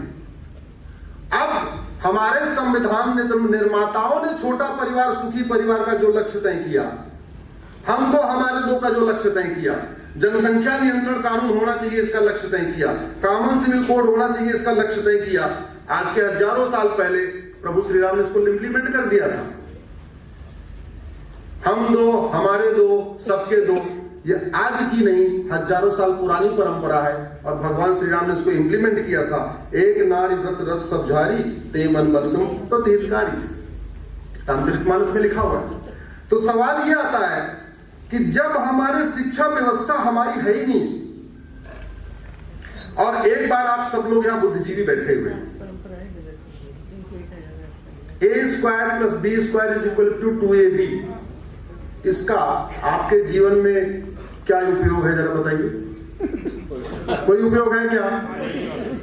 है सर? कुछ मन से पूछता हूं। Sine theta plus cos theta को उपयोग है आपकी लाइफ में? गिनती पहाड़ा के अलावा कुछ और हमारी लाइफ में उपयोग है क्या? क्या कूड़ा करकट पढ़ा रहे हैं? पहले पेट में कूड़ा करकट हमें सिखा दिया। बच्चा पेट में है, जो चीज नहीं देखना वो देख रहे हैं, जो नहीं खाना वो मां खा रही है, जो नहीं सुनना वो सुन रही है, जो नहीं करना वो कर रही है, जो नहीं पढ़ना वो पढ़ रही है। आधा संस्कार तो पेट में खराब कर दिया, और जब बच्चा स्कूल गया, बच्चा खुचा इधर मैकाले सिस्टम खराब कर रहा है। हमारे आपके जीवन में हम जो कुछ पढ़ते हैं 5% हमारे जीवन में उपयोग आता है। हमारी वैदिक शिक्षा में हम जो कुछ पढ़ते थे उसका 100% लाइफ लॉन्ग हमारे जीवन में उसका लाभ था, लाइफ लॉन्ग। तो हमारी वैदिक शिक्षा व्यवस्था क्या थी? 555 मॉडल। फर्स्ट 5 में क्या था? आपको यज्ञ विज्ञान पढ़ना है, वेद विज्ञान पढ़ना है, उपनिषद पढ़ना है, वेदों को पढ़ना है, रामचरितमानस पढ़ना है, राम के बारे में सुनना है, अच्छी अच्छी कथाएं सुनना है, जिससे कि 5 साल के अंदर जब बच्चों 5वीं पास किया, यानी लगभग 10 साल का हुआ, तब तक वो अच्छा भाई बन गया, अच्छा पुत्र बन गया, अच्छी बहन बन गई, अच्छा इंसान बन गया, अच्छा नागरिक बन गया, पर्यावरण के प्रति सचेत हो गया। क्या खाने से सतोगुण आएगा, क्या खाने से रजोगुण आएगा, क्या खाने से तमोगुण आएगा, उसके बारे में उसको पता चल गया। एक तरीके से 10 साल के अंदर अंदर वो पूरा मैच्योर हो गया। इंद्रियों पे नियंत्रण कैसे करना है, कैसे आंखों को कंट्रोल करना है, कैसे कान को कंट्रोल करना है, सब सीख गया। फिर हमने उसको सेकेंडरी था उसमें आता था बच्चा, और आजकल तो हम कहते हैं कि बहुत बड़ा भारी झोला हो गया है। 8-10 किताब आती है, कहते हैं झोला बहुत भारी हो गया। पहले गुरुकुल में 20 किताब पढ़ाई जाती थी। वैदिक शिक्षा व्यवस्था में 20 किताबें थी, 20 विषय थे। अग्नि विद्या, जिसको हम आज की डेट में मेटलर्जी कहते हैं, ये सेकेंडरी में पढ़ाई जाती थी। शुरुआत हो जाती थी, बाद में ग्रेजुएशन में इसका स्पेशलाइजेशन होता था। वायु विद्या, एरोनॉटिक्स, जल विद्या, नेविगेशन, ये मैं बता रहा हूं आपको, सेकेंडरी के आपको सब्जेक्ट बता रहा हूं, कोर्स बता रहा हूं जो वैदिक शिक्षा में थी। अंतरिक्ष विद्या, स्पेस साइंस, पृथ्वी विद्या, अर्थ स्टडी, सूर्य विद्या, सन स्टडी, चंद्र विद्या, लुनार स्टडी, मेघ विद्या, वेदर फोरकास्ट, पदार्थ विद्या, बैटरी, सौर ऊर्जा, सोलर एनर्जी, दिन रात विद्या, डे नाइट स्टडी, सृष्टि विद्या, स्पेस रिसर्च, खगोल विद्या, एस्ट्रोनॉमी, भूगोल विद्या, ज्योग्राफी, काल विद्या, टाइम स्टडी, भूगर्भ विद्या, माइनिंग, रत्न एवं धातु विद्या, जेम्स एंड मेटल्स, आकर्षण विद्या, ग्रेविटी, प्रकाश विद्या, सोलर एनर्जी, तार विद्या, कम्युनिकेशन, विमान विद्या, प्लेन, जलयान विद्या, वाटर वेसल्स, अग्नेय विद्या, आर्म्स एंड एमुनेशन, जीव जंतु विज्ञान, जूलॉजी, बॉटनी, यज्ञ विद्या, मेटेरियल स्टडी, वैदिक विद्या, वैदिक साइंस, वाणिज्य, कॉमर्स, कृषि, एग्रीकल्चर, पशुपालन, एनिमल हस्बेंड्री, पक्षी पालन, बर्ड कीपिंग, पशु प्रशिक्षण, एनिमल ट्रेनिंग, यान यंत्रकार, मैकेनिक्स, रथकार, व्हीकल डिजाइनिंग, रत्नकार यानी जेम्स, स्वर्णकार, ज्वेलरी डिजाइनिंग, वस्त्रकार, टेक्सटाइल, कुंभकार, पॉटरी, लोहकार, मेटलर्जी, तक्षक, गार्डिंग, रंगशास्त्र, डाइंग, आयुर्वेदा, रज्जुकर, लॉजिस्टिक, वास्तुकार, आर्किटेक्ट, पाक विद्या, कुकिंग, सारथ यानी ड्राइविंग, नदी प्रबंधन, वाटर मैनेजमेंट, गौशाला प्रबंधन यानी जिसको एनिमल हस्बेंड्री कहते हैं, उद्यानपाल, हॉर्टिकल्चर, वनपाल, फॉरेस्ट रेंजर, उसके अंदर होगी।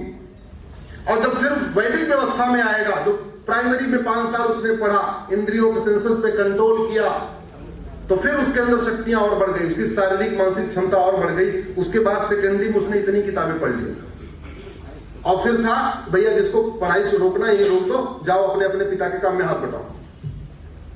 10 साल पढ़ाई हो गई, अब जाओ खेती करना है, किसानी करना है, धंधा करना, व्यापार करना, रोजगार करना, सेना में जाना, जाओ।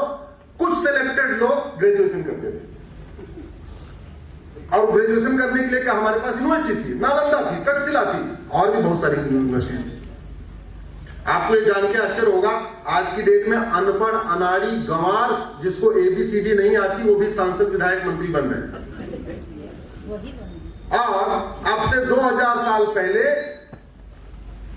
राजा तो छोड़िए, राजा का मंत्री बनने के लिए तक्षशिला और नालंदा से 5 साल का ग्रेजुएशन का कोर्स करना अनिवार्य था। उस अखंड भारत में जिसमें पाकिस्तान, बांग्लादेश सब कुछ आता था, उसमें राजा का मंत्री बनने के लिए टर्म्स कंडीशन थी, या तो तक्षशिला से कोर्स करके आओ, या तो नालंदा से कोर्स करके आओ। ये बहुत पुरानी बात नहीं, 2000 साल पुरानी बात बता रहा हूं। और आप सोच रहे होंगे कि पहले तो केवल अमीर पढ़ते थे, पंडित पढ़ते थे, क्षत्रिय पढ़ते थे, ब्राह्मण क्षत्रिय पढ़ते थे। अगर ब्राह्मण क्षत्रिय पढ़ते तो दशरथ के बैचमेट सुमंत थे, जिन्होंने दशरथ जी ने अपना प्रधान उनको मंत्री बनाया, जिसको मुख्यमंत्री कह सकते हैं। दशरथ जी के मुख्यमंत्री का नाम था सुमंत। सुमंत जी नाविक के बेटे थे, और एक साथ गुरुकुल में पढ़े। इसका मतलब एक क्षत्रिय का, एक राजकुमार, एक राजा का बेटा, एक नाविक का बेटा एक साथ स्कूल में पढ़ते थे। आज ऐसा पढ़ सकते हैं क्या? आज मंत्री और संतरी के बच्चे एक स्कूल में पढ़ते हैं क्या? जब एक साथ नहीं पढ़ते, समरसता आएगी कैसे? सामाजिक सद्भाव बढ़ेगा कैसे? भगवान राम, निषाद राज एक साथ एक गुरुकुल में पढ़े थे कि नहीं पढ़े थे? जोर से बोलिए जरा। कृष्ण और सुदामा एक साथ पढ़े थे कि नहीं पढ़े थे? एकलव्य के पिता जरासंध के चीफ ऑफ डिफेंस स्टाफ थे। एक भ्रांति फैला दी गई कि उन्होंने ब्राह्मण होने के नाते अंगूठा काट लिया। उसकी एक अलग कहानी है, झूठी कहानी फैला दी गई। एकलव्य के पिता जरासंध के चीफ ऑफ आर्मी स्टाफ यानी मुख्य सेनापति थे, और जरासंध यानी मगध नरेश का हस्तिनापुर से हमेशा 36 का आंकड़ा था। आप मुझे बताइए, भारत पाकिस्तान का झगड़ा हो, भारत के पास अर्जुन जैसा धनुर्धर हो, और पाकिस्तान के पास एकलव्य जैसा धनुर्धर हो, और भारत के किसी मंत्री को एकलव्य मिल जाए और युद्ध होने वाला हो, तो क्या करेगा? जोर से बोलिए, क्या करेगा? क्या करेगा? जोर से बोलिए। यही करेगा। क्या करेगा? यही करेगा। अरे भैया, द्रोणाचार्य जी को एकलव्य मिलता है और वो देखते हैं कि अर्जुन से भी अच्छा बाण चलाता है ये। परिचय पूछते हैं, कौन हो? बोले मैं जरासंध के मुख्य सेनापति का बेटा हूं। ऐसे गरीब नहीं होता जो दिखा दिया तो गरीब था। अरे पहले पढ़ाई के दौरान सारे गरीब होते थे।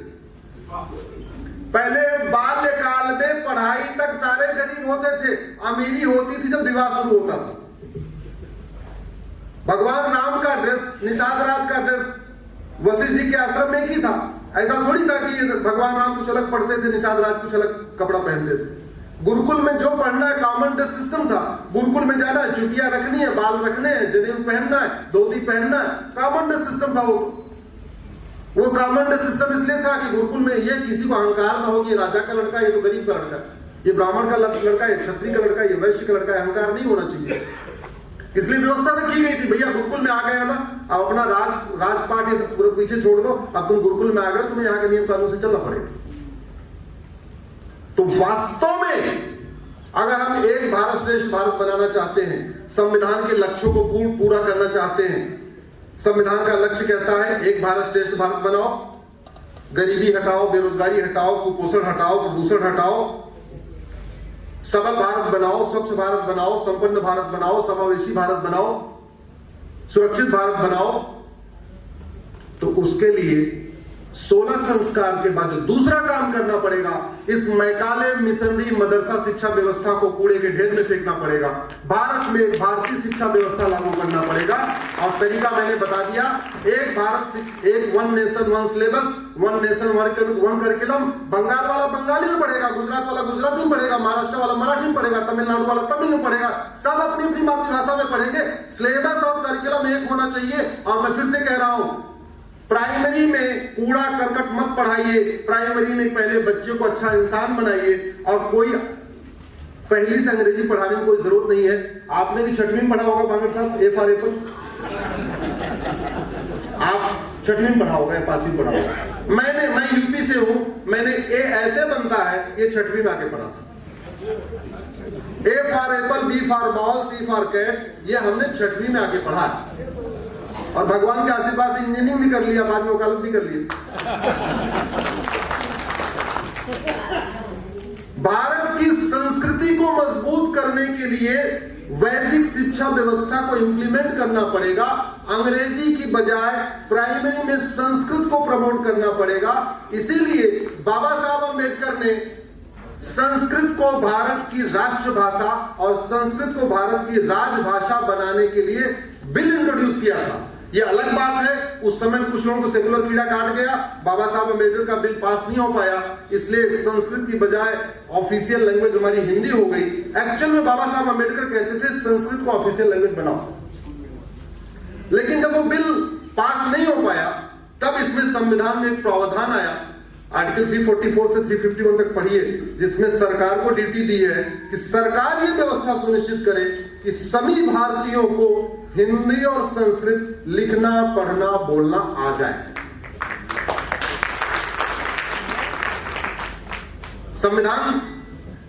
संविधान की व्याख्या 3 तरीके से होती है।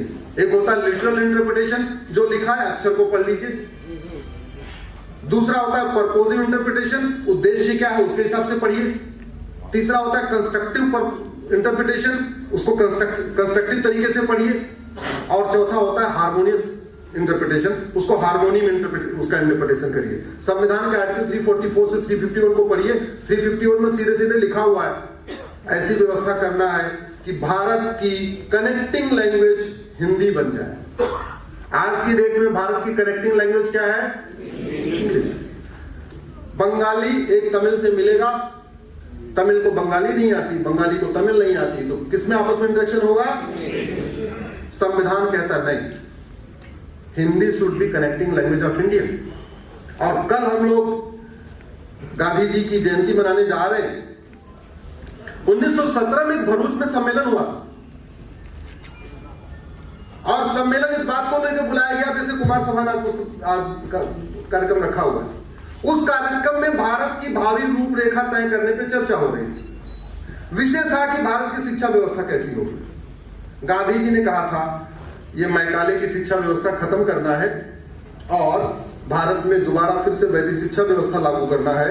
और तीसरा इंपॉर्टेंट उन्होंने कहा था हिंदी को भारत की कनेक्टिंग लैंग्वेज बनाना है। 1917 का भरूच का सम्मेलन का ये रिजोल्यूशन था कि हिंदी को क्या बनाना है? Connecting language of India, Bharat को जोड़ने वाली भाषा। नहीं पास हुआ, नहीं उस पर काम हुआ। लेकिन और जानते काम क्यों नहीं हो रहा है? क्योंकि आप लोग अपने बेटे को 1000 रुपए देते हो, अगले दिन फिर 1000 मांगता, पूछते हो कल तो 1000 दिया था, क्या किया उसने? पूछते नहीं पूछते। लेकिन लाखों करोड़ रुपए टैक्स देते जा रहे हो, कभी पूछते नहीं भैया इतना तुम्हें पैसा दे रहा हूं, इतना पैसा दे रहा हूं, इतना पैसा तुम कर क्या रहे हो? अरे कोई मालिक थोड़ी है इस देश का, सब अपना अपना काम कर रहे हैं। जैसे आप बिजनेस व्यापार कर रहे हो, आप अपने स्वधर्म का पालन कर रहे हो। सांसद का स्वधर्म है अच्छा कानून बनाना, विधायक का स्वधर्म है अच्छा कानून बनाना। जो हमारी समस्याएं उन पे संसद विधानसभा में चर्चा करना, उन समस्याओं का स्थायी समाधान करना। ये संसद विधानसभा बनी किस लिए? ये तू मैं करने के लिए, आरोप प्रत्यारोप करने के लिए, नूरा कुश्ती करने के लिए, बतौलेबाजी करने के लिए, शेरो शायरी करने के लिए, या तू चोर मैं सिपाही खेलने के लिए थोड़ी है। ये संसद विधानसभा कानून बनाने के लिए बनी है कि भारत की समस्याओं पे चर्चा हो और उसका मूल कारण अस्थायी समाधान ढूंढा जाए। ये संसद विधानसभा बनी है संविधान के लक्ष्यों को प्राप्त करने के लिए। संविधान का लक्ष्य है राम राज्य की स्थापना। राम राज्य का मतलब धर्म की जय हो, अधर्म का नाश हो, प्राणियों में सद्भावना और विश्व का कल्याण हो। संविधान का लक्ष्य है संप्रभु भारत बनाना। आज तक आपके चर्चा हुई क्या इधर विधानसभा में? संप्रभु भारत में चर्चा हुई क्या? चलो संप्रभु बंगाल बनाने आपस में लड़ता है। उसका कारण भी है। मैंने बहुत अच्छी प्रैक्टिस, भारत में इकलौती प्रैक्टिस यहां देखी है कि यहां रविवार के दिन साप्ताहिक रूप से ब्रेकफास्ट किया जाता है।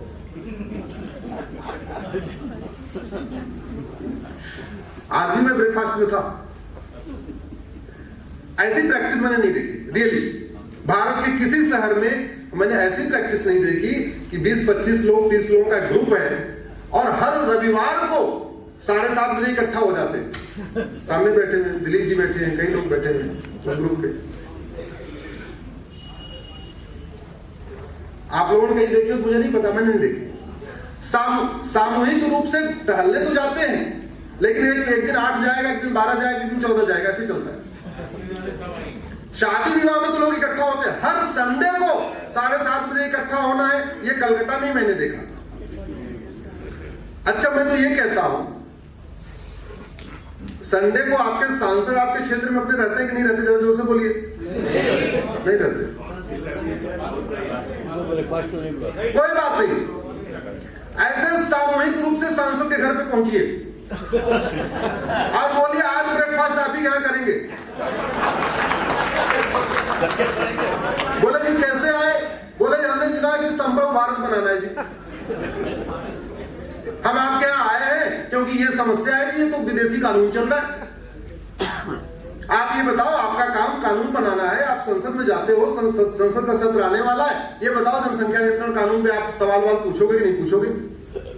आप जनसंख्या नियंत्रण के लिए बिल पेश करोगे कि नहीं करोगे? आप समान शिक्षा लागू करोगे कि नहीं करोगे? उनसे कह सकते हैं कि साहब केंद्रीय विद्यालय का सिलेबस तो पूरे देश का एक है, नवोदय विद्यालय का सिलेबस पूरे देश का एक है, तो वन नेशन वन सिलेबस लागू कर दीजिए। जैसे जीएसटी चल रहा है ना, जीएसटी कैसे चलता है? One nation one tax. नहीं, वन नेशन वन टैक्स तो नहीं हो, अभी वैट वगैरह टीडीएस वगैरह कई सारे चल रहे हैं, लेकिन चलता सिस्टम कैसे है? सेंट्रल गवर्नमेंट के वित्त मंत्री, उसके अध्यक्ष, राज्यों के वित्त मंत्री, उसके मेंबर, 3-3 महीने में जीएसटी काउंसिल की बैठक होती है। बैठक करके वो तय करते हैं किस प्रोडक्ट पे कितना टैक्स लगाना है। ऐसे ही एक एजुकेशन काउंसिल बन सकती है। एजुकेशन का केंद्र के शिक्षा मंत्री, उसके अध्यक्ष, राज्यों के शिक्षा मंत्री, उसके मेंबर, एक्सपर्ट कमेटी बना दिया। फिजिक्स में क्या क्या पढ़ाना है, केमिस्ट्री में क्या क्या पढ़ाना है, जूलॉजी में क्या क्या पढ़ाना है, बॉटनी में क्या क्या पढ़ाना, एक्सपर्ट कमेटी बता देगी। बंगाल वाला बंगाली में पढ़ेगा, गुजरात वाला गुजराती में पढ़ेगा, महाराष्ट्र वाला मराठी में पढ़ेगा। मैं आपसे पूछ रहा हूं, मैथ का सिलेबस पूरे देश का एक हो सकता है कि नहीं? जोर से बोलिए जरा। फिजिक्स का एक हो सकता है कि नहीं? जोर से बोलिए।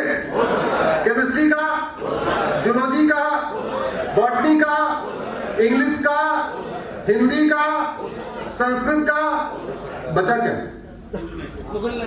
नहीं, थोड़ा बचा, थोड़ा ये बचा कि भाई मान लो 10 किताब पढ़ानी है तो 7 किताब सेंट्रल लेवल की आ गई, 3 किताब राज्यों पे दे दिया, लोकल इन्वायरमेंट पढ़ा दिया, लोकल ज्योग्राफी पढ़ा दिया, लोकल जो हमारे राज्य के महापुरुष हैं उनके बारे में बता दिया। उसकी किताब हो सकती है, लेकिन डिमांड करना पड़ेगा, क्योंकि भारत में लोकतंत्र नहीं भीड़तंत्र है। भारत में लोकतंत्र नहीं,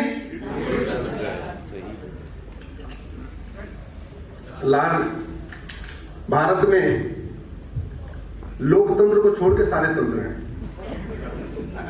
भीड़ तंत्र है, भेड़ तंत्र है, भेड़ तंत्र है, नोट तंत्र है, ओट तंत्र है, सारे तंत्र हैं।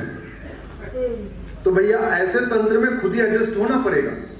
मैं तो कहता हूं शादी विवाह के लिए छुट्टी करते हो, घूमने टहलने के लिए छुट्टी करते हो, मौज मस्ती के लिए छुट्टी करते हो, देश को बदलने के लिए छुट्टी नहीं करना।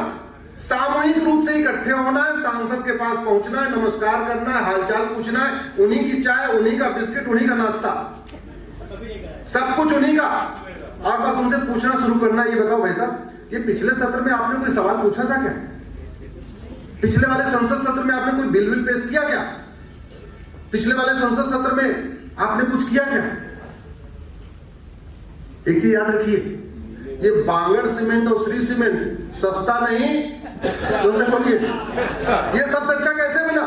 सबसे अच्छा इसलिए बना क्योंकि बांगड़ जी की एचआर टीम भी अच्छी, बांगड़ जी की सेल्स वाली टीम भी अच्छी, बांगड़ जी की प्रोडक्शन की टीम भी अच्छी, बांगड़ जी की मेंटेनेंस वाली टीम भी अच्छी, सारी टीम अच्छी, तभी तो सस्ता नहीं सबसे अच्छा बना ना। वैसे ही जब भारत के नियम कानून सर्वोत्तम होंगे तभी तो सर्वोत्तम भारत बनेगा। घटिया कानूनों के द्वारा सर्वोत्तम भारत बन सकता है क्या? और मैं अपने अनुभव के आधार पर कह सकता हूं, दैविक समस्याएं छोड़ के, ये भूकंप जो आता है, सुनामी, बाढ़, ये वो 80% समस्याओं का समाधान नियम कानून को बदल के हो सकता है। 80% समस्याओं का समाधान education reform, police reform, judicial reform, tax reform, labour reform, industrial reform के जरिए हो सकता है। 80% समस्याओं का समाधान नियम कानून को बदल के हो सकता है। नियम कानून बदलने की कोई लागत नहीं आती है, बस एफर्ट करना है। मैं धन्यवाद दूंगा वर्तमान सरकार को, पिछले 10 साल में उन्होंने लगभग 1600 कानून खत्म किए। आपकी जानकारी के लिए बता दूं, सरकार ने 1600 कानून खत्म किए पिछले 10 साल में। मैं पिछले 20 साल से होली के दिन अंग्रेजी कानूनों की होली जलाता हूं।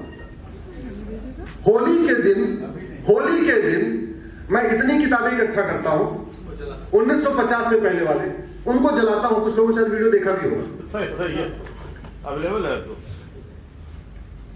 अंग्रेजी कानून हमारे लिए जहर के समान है। उन्होंने भारत को केवल लूटने और बांटने के लिए कानून बनाया था, भारत की शिक्षा व्यवस्था को बर्बाद कर दिया। और एक बात और कि जब इंग्लैंड में पहला स्कूल खुला था 1811 में, तो भारत में 7.5 लाख गुरुकुल थे।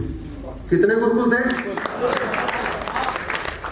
मैकाले आया, इसलिए भेजा गया, यहाँ के हमारे वैदिक शिक्षा व्यवस्था को बर्बाद किया। आज हम कहां पहुंच गए हैं? हम मानसिक रूप से पूरी तरीके से गुलाम हो चुके हैं। हर विदेशी चीज हमें अच्छी लगती है, हर स्वदेशी चीज हमें बुरी लगती है, हर स्वदेशी चीज में हमें तौहीनी होती है। विदेशी भाषा बोलने में बड़ा गर्व फील होता है, अपनी लोकल भाषा बोलने में इंफीरियरिटी आती है। उसका मूल कारण है कि हमारी जो है शिक्षा व्यवस्था बर्बाद हो गई है। तीसरी बात, समय क्या हो गया? तो पौने हो गए भाई, समय तो आपका पूरा हो गया। नहीं, मेरा समय पूरा हो गया, बांगड़ की तरह।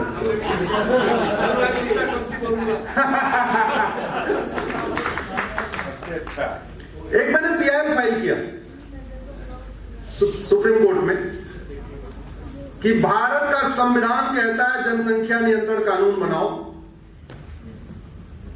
तो आप जनसंख्या नियंत्रण कानून बनाइए। और वो इसलिए बनाइए कि अगर आप रूट काज एनालिसिस करेंगे या वाई एनालिसिस करेंगे, जापान में उसको कहते हैं 5W एनालिसिस। हम लोग मारुति में थे तो 5W एनालिसिस हर चीज की क्या करते थे। अगर आप वाई एनालिसिस करेंगे, रूट काज एनालिसिस करेंगे, तो भारत की 50% समस्याओं का जो रूट काज है वो जनसंख्या विस्फोट है।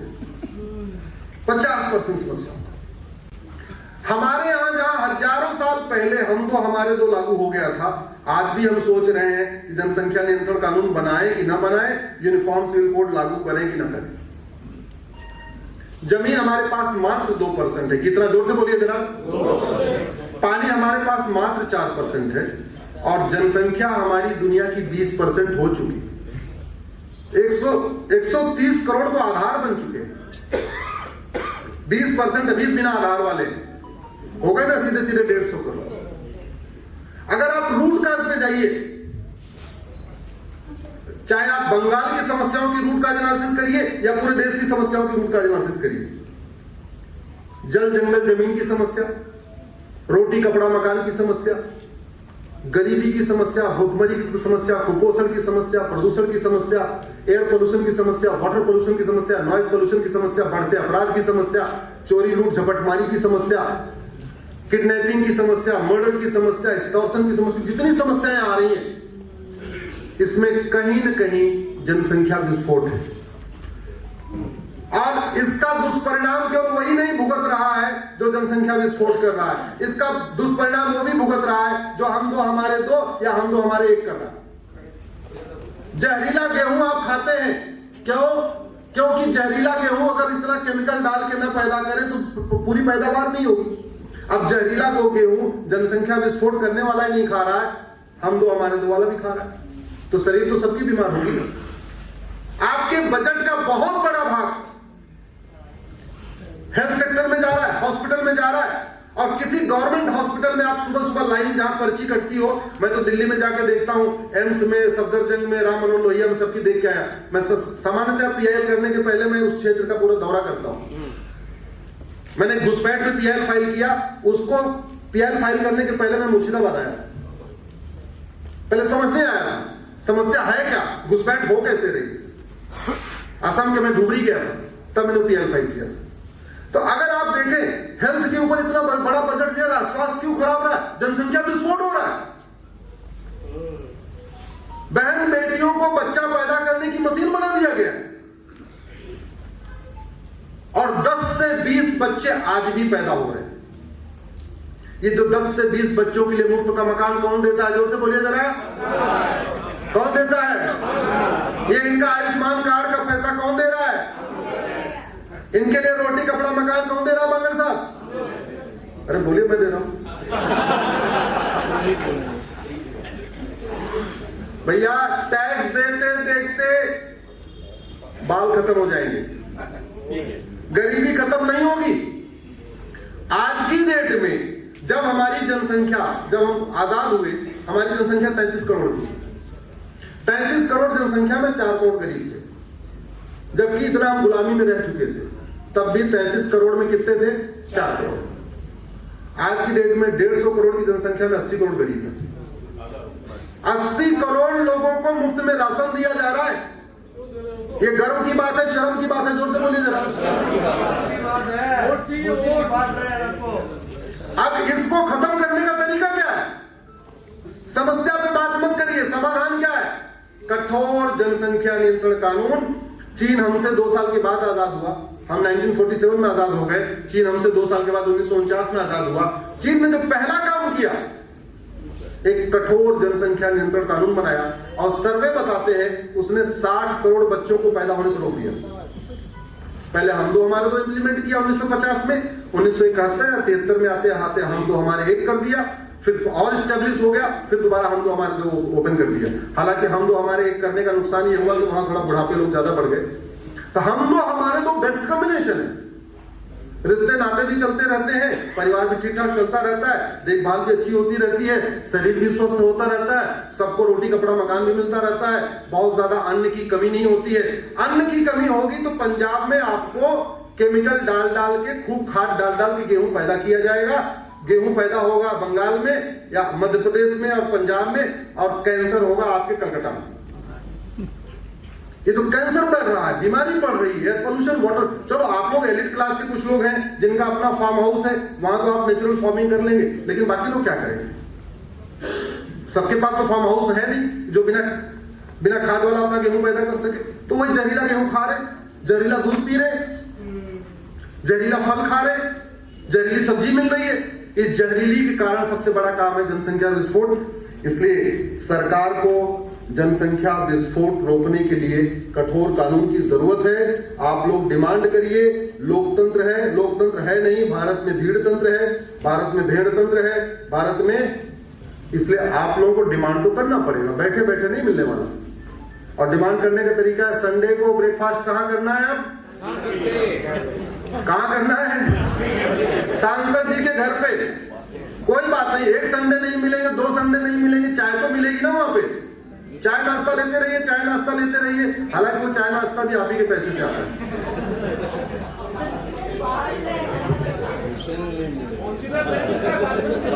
एक बहुत बड़ी समस्या है जो आपके क्षेत्र में है, हालांकि पूरे देश की समस्या है, वो है घुसपैठ। जब मैंने 2017 में इस पे रिसर्च कर रहा था घुसपैठ के ऊपर, जब मुझे पीआईएल फाइल करना था, तो मैं असम भी आया था, आपके बंगाल भी आया था, बॉर्डर पे गया मैं, 2 दिन ढूंढा, 2-3 दिन यहाँ पे रह के वापस चला गया। उस समय मैंने PIL फाइल किया था कि 5 करोड़ घुसपैठी आ चुके हैं। कितने? 5 करोड़। अभी 2023 से संख्या तो बढ़ चुकी है। 5 करोड़ बांग्लादेशी रोहिंग्या आ चुके थे 2017 में। ये बात मैंने एफिडेविट पे सुप्रीम कोर्ट में दिया है। सभी राज्यों को नोटिस हुआ है, केंद्र सरकार को नोटिस हुआ है, और किसी भी राज्य या केंद्र सरकार ने हमारे पिटीशन पे काउंटर फाइल करके ये नहीं कहा है कि आपके आंकड़े गलत हैं। अभी 6 साल बीत चुका है, किसी ने नहीं बोला आंकड़ा गलत है, इसका मतलब 5 करोड़ तो है नहीं। 5 करोड़ से ज्यादा है सर। मैंने 2017 की बात की। अभी भी याद है 71। आप सुनिए सर, सुनिए बात में छोड़िए। अब ये 2017 में 5 करोड़ घुसपैठिए थे। ये घुसपैठ होती कैसे, इसको आप ध्यान से समझिए बंगल सर। घुसपैठ होती कैसे? बॉर्डर पे वो 2000 रुपए दे के अंतर आता है। 2000 रुपए बॉर्डर पे देता है, हमारे ही लोग उसको अंदर करा देते हैं। अभी कुछ दिन पहले BSF कमांडेंट के यहाँ ईडी ने छापा मारा, 20 करोड़ रुपए मिला। वो पता, फिर बाद में पूछताछ बताया उसने 1000 रुपए पर गाय बाहर निकालने का लेता है, 2000 रुपए पर व्यक्ति को अंदर कराने का लेता है। एक BSF कमांडेंट के यहाँ 20 करोड़ रुपए मिला। घुसपैठ का मूल कारण घूसखोरी है। घुसपैठिए 2000 रुपए दे के अंदर आते हैं। 2000 रुपए कॉमन सर्विस सेंटर हर जगह खुले हैं, उनको देते हैं, उनसे आधार बनवा लेते हैं। जब एक आधार बन जाता है, 2000 रुपए किसी दलाल को देते हैं, वो राशन कार्ड बनवा देता है।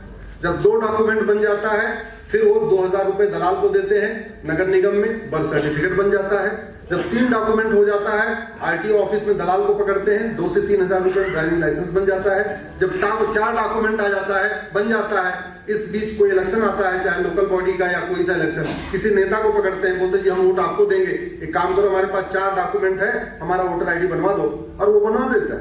5 डॉक्यूमेंट हो गए। और 5 लागत कितनी आई इस पूरे कार्यक्रम में? 15,000 रुपए। और 15,000 रुपए खर्च करके 1 साल के अंदर 5 लाख रुपए का ले लेता है, जो आपके पैसे से मुफ्त का मकान, मुद्रा लोन, आयुष्मान कार्ड, मुफ्त का राशन, सारा सामान ले लेता है। 15,000 लगाया, 1 साल में 5 लाख वसूल लिया। भ्रष्टाचार बहुत बड़ी समस्या है, घूसखोरी बहुत बड़ी समस्या है। इससे घुसपैठ ही नहीं, इस देश में एक्चुअली भ्रष्टाचार खत्म हो जाए तो भारत की GDP 2% ऐसे बढ़ जाएगी। व्यापारी समाज परेशान है, मिडिल क्लास परेशान है, अपर क्लास परेशान है, सारे परेशान है। इसका समाधान क्या है? ये तो मैंने बीमारी बता दिया। ऐसी कोई बीमारी नहीं जिसकी कोई, जोर से बोलिए, ऐसी कोई बीमारी नहीं और ऐसी कोई समस्या नहीं जिसका कोई, हर बीमारी का इलाज है, हर समस्या का समाधान है। घुसपैठ एक वेजिंग वॉर है, भारत के खिलाफ एक अप्रत्यक्ष युद्ध है। और हमारे पास इंडियन पिनल कोड के सेक्शन 121 में इसका प्रोविजन है कि जो आदमी अप्रत्यक्ष रूप से भारत के खिलाफ युद्ध करे, उसके खिलाफ सेक्शन 121 लगाइए। कई अधिवक्ता यहाँ बैठे हैं, चौबे जी जानते होंगे, 121 में आजीवन कारावास की सजा है। दुर्भाग्यवश हमारी राज्य सरकारें घुसपैठियों के खिलाफ सेक्शन 121 लगाती नहीं है। घुसपैठ राष्ट्र की सुरक्षा के लिए बहुत बड़ा खतरा है, और राष्ट्र की सुरक्षा के खतरे से निपटने के लिए हमारे पास कानून है, उसका नाम ही राष्ट्रीय सुरक्षा कानून, नेशनल सिक्योरिटी एक्ट। लेकिन हमारी राज्य सरकारें घुसपैठियों पर NSA लगाती नहीं। घुसपैठ हमारे देश की एकता अखंडता के लिए बहुत बड़ा खतरा है। देश की एकता अखंडता के जो खतरे हैं उससे निपटने के लिए हमारे पास एक कानून है, उसको कहते हैं UAPA, लेकिन राज्य सरकारें UAPA लगाती नहीं है। घुसपैठ एक ऑर्गेनाइज्ड क्राइम है, एक सिंडिकेट होता है। एक व्यक्ति कलकत्ता में बैठा हुआ है, दूसरा आदमी बाहर बैठा हुआ है, वहां से इंटर करता है, कौन राशन कार्ड बनवाएगा, कौन ड्राइविंग लाइसेंस बनवाएगा, कौन बर्थ सर्टिफिकेट बनवाएगा, पूरा एक सिस्टम है। ऑर्गेनाइज्ड क्राइम से निपटने के लिए हमारे पास गैंगस्टर एक्ट है, लेकिन राज्य सरकारें इसको यूज नहीं करती। जिस दिन राज्य सरकारें NSA लगाना शुरू कर देंगी, UAPA लगाना शुरू कर देंगी, गैंगस्टर एक्ट लगाना शुरू कर देंगी, वेजिंग वॉर लगाना शुरू कर देंगी, मैं कहूं बिना NSA, बिना NRC लागू किए ही घुसपैठिए भारत छोड़ के भाग जाएंगे। आखिर घुसपैठ सिंगापुर में नहीं होती, चीन में नहीं होती, जापान में नहीं होती, अमेरिका में नहीं होती, भारत में क्यों होती है? क्योंकि कानून घटिया है और कानून बनाने की कोई लागत, नया कानून बनाना छोड़िए, एग्जिस्टिंग कानून उसको यूज भी नहीं किया जा रहा है। मैं अपनी बात को यहीं खत्म कर रहा हूं, ये कहते हुए कि आगे क्या क्या कर सकते हैं। आप लोग सोशल मीडिया में कितने लोग एक्टिव हैं, जोर से बोलिए जरा। बहुत लोग एक्टिव हैं। तो भैया समस्याओं का समाधान संसद और सुप्रीम कोर्ट में होगा। संसद और सुप्रीम कोर्ट को जगाने का तरीका है सड़क और सोशल मीडिया। तो जो लोग साप्ताहिक रूप से सांसद के यहाँ चाय पानी करने जा सकते हैं, वो साप्ताहिक से सांसद के यहाँ जाए। जो नहीं जा सकते तो कम से कम सोशल मीडिया में थोड़ा अपने फ्रेंड्स बढ़ा ले, फेसबुक पे फ्रेंड बढ़ा ले। आपको 5,000 फ्रेंड बनाने की छूट मिली है, उसको छूट कर लीजिए और समस्या नहीं, मूल कारण और अस्थायी समाधान लिखिए। जब कोई समस्या दिखाई पड़े उसका मूल कारण अस्थायी समाधान लिखिए। ऐसी कोई बीमारी नहीं जिसकी कोई, ऐसी कोई समस्या नहीं जिसका कोई। और दूसरा, 1984 में एक रिकॉर्ड बना था, हम ही लोगों ने मिलकर बनाया। 1984 में कितने लोग वोटर थे? किन लोगों ने 1984 वोट दिया? बड़ी संख्या में लोगों। 1984 में एक नारा था, अब की बार 400 पार। 1984 की बात कर रहा हूं। 1984 का एक नारा था, अब की बार 40 साल बीत चुके। क्या वो लोग हम रिकॉर्ड तोड़ सकते हैं? क्या तोड़ सकते हैं? क्या? तो अब की बार किसको देना है आप लोग तय कर लेंगे, वो मैं नहीं बताऊंगा, आप लोग तय कर लो। लेकिन एक भारत श्रेष्ठ भारत बनाना चाहते हैं, भारत को विश्वगुरु बनाना चाहते हैं, भारत में राम राज्य स्थापित करना चाहते हैं, घूसखोरी, कमीशनखोरी, जमाखोरी खत्म करना चाहते हैं। तो अब की बार बोले भारत माता की, भारत माता की। ओजस्वी वक्तव्य सुन रहे थे, जिसके निष्कर्ष के रूप में मैं ये कह सकती हूँ, बाल कवि बैरागी की 4 पंक्तियां सुनाकर मैं बांगड़ जी को बुलाऊंगी कि आज मैंने सूर्य से बस जरा सा यूं कहा, आपके साम्राज्य में इतना अंधेरा क्यों रहा?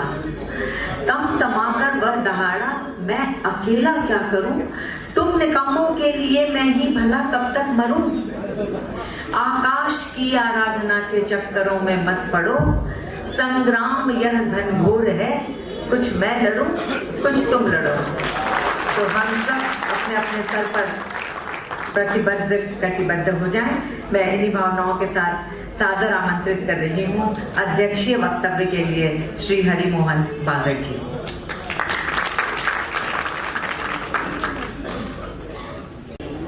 आदरणीय मंच, भाइयों और बहनों, अभी हमने बहुत ओजस्वी भाषण सुना और बहुत क्लियर है कि अगर आप वक्ता हो तो सब श्रोता है और अगर आप वक्ता हो तो सब सोता है। तो आपने किसी को सोने नहीं दिया, आपने बहुत देर बोला, पर कंटिन्यूअसली इतने समय तक लोगों का ध्यान अपनी तरफ रखना बहुत बड़ी बात है। दूसरा, ये अंग्रेजी सोसाइटी में जो अंग्रेजी तरीका है वो अभी तक चलता है। हम बात करते हैं इसको बंद करने की, पर सोच नहीं है। ये जो माल्यार्पण है या यहाँ पे जो हम लोगों को गुलदस्ता दिया जाए, ये जब अंग्रेज थे तो उनको महानुभाव बनना था, उनको विशिष्ट बनना था, इसलिए ये सब किया जाता था कि इनका परिचय दिया जाए, ये दिया जाए। हम बहुत सारा समय इस फॉर्मेलिटी पे हटाते हैं। तो अगर आपकी कुमार सभा के अंदर भी इस तरह का प्रावधान बन जाए कि हम ये सब न करें, नहीं तो सारे इतने लोग हैं, किसी को इस चीज में इंटरेस्ट नहीं होता है। जो यहाँ ताली बजवाते वो मन में गाली देते हैं। तो ये काम अगर आप बंद कर सको तो ये बहुत अच्छा रहेगा।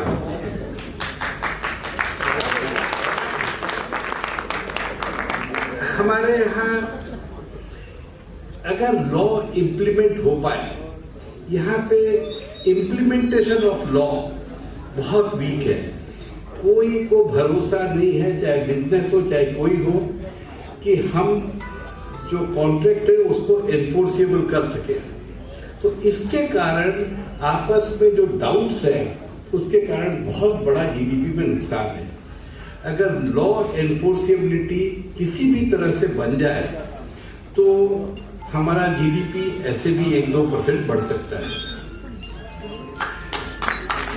दूसरी आपने बात की कि प्रदूषण की, खाना पीना खराब, ये हमारे हर प्रांत के हर जगह, चाहे सेंट्रल गवर्नमेंट हो, डिस्ट्रिक्ट हो, स्टेट हो, सब बात करते हैं कि हम फ्री में आपको साइकिल देंगे, कंप्यूटर देंगे, ये देंगे। जो भगवान ने दिया है, कोई नहीं बोलता है कि हम फ्री में आपको शुद्ध पानी और शुद्ध हवा देंगे। अगर ये शुद्ध पानी और शुद्ध हवा का प्रॉमिस कर दे तो जैसा बताया गया कि आपकी एज भी बढ़ जाएगी, आप स्वस्थ भी रहोगे। स्वास्थ्य पे जो जितना खर्चा होता है वो अगर पानी और हवा फ्री मिले तो ठीक है। दूसरा, जो अभी तक भारत में है, प्रांतीयता इतनी ज्यादा है कि हमारे यहाँ नेशनल हीरो नहीं बन पाया। आज विवेकानंद है तो साउथ में नहीं है, और तुलसीदास है तो नॉर्थ ईस्ट में नहीं है। आज देश का हीरो कोई नहीं है।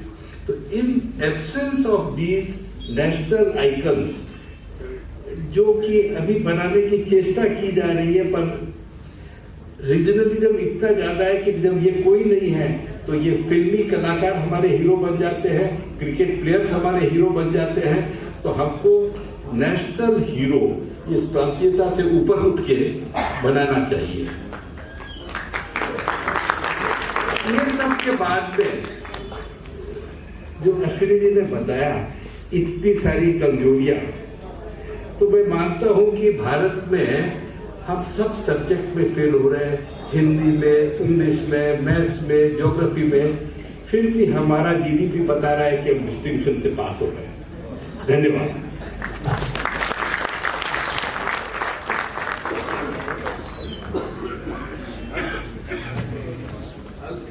धन्यवाद ज्ञापन के लिए संस्था के उपाध्यक्ष श्री भागीरथ जी चाणक्य।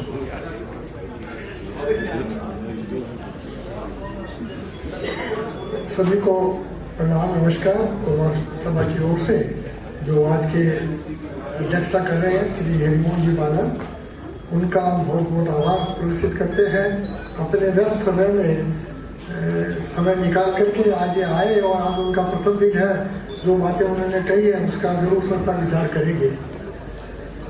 मुख्य वक्ता के रूप में श्री अश्विनी जी आज इस आयोजन को संबोधित कर रहे थे। यथा नाम तथा गुण चरितार्थ करने एवं अपने माता पिता द्वारा प्रतित नाम को रोशन करने वाले अश्विनी जी साक्षात कानून के अश्विनी नक्षत्र हैं। आपकी जनहित याचिकाएं PIL, विशेष रूप से संवैधानिक याचिकाएं गणना एवं गुणवत्ता में सूर्य की किरणों के समान न केवल ज्ञानोपार्जन हेतु उपयोगी है, बल्कि अपने देश भारत को आदर्श, संगठित एवं सुव्यवस्थित बनाने में सहयोगी भी है। आपकी ज्ञान रूपी किरणों के अश्व से पूरे समाज एवं देश को जागृत करने के इस अभियान को एक अनुपम एवं आधुनिक अश्वमेध यज्ञ का स्वरूप कहा जा सकता है, या यूं भी कहें तो शायद अतिशयोक्ति नहीं होगी। कुमार सभा पुस्तकालय के इस विशेष कार्यक्रम हेतु आपने अपने व्यस्ततम कार्यक्रमों में से समय निकालकर पधारे एवं हमारे संकल्पित उद्देश्यों को आगे बढ़ाने हेतु विचार प्रदान किए। हम आपके आभारी हैं और अनेक धन्यवाद ज्ञापन करते हैं। भविष्य में आपका निरंतर सहयोग मिलता रहेगा, हमारा अनुरोध है और अपेक्षा भी है। तुम्हें बहुत बहुत धन्यवाद। आज के प्रधान अतिथि श्री सज्जन जी तुलसियान हमारे अपने हैं, मैं किन शब्दों में उनको धन्यवाद ज्ञापन करूं। वो संस्था के संरक्षक के रूप में हर कार्यक्रम में विशेष सहयोग देते हैं, उनको भी अनेक धन्यवाद। सभा में उपस्थित सभी सुधीजन, माताएं, मातृशक्ति बहने सभी का बहुत बहुत स्वागत, जो रविवार के दिन भी इस समय आकर के इस कार्यक्रम की शोभा बढ़ाई है। भवन के व्यवस्थापक एवं समस्त समाचार पत्र एवं दूरदर्शन वालों को भी मेरी ओर से बहुत बहुत धन्यवाद। नमस्कार, जय भारत।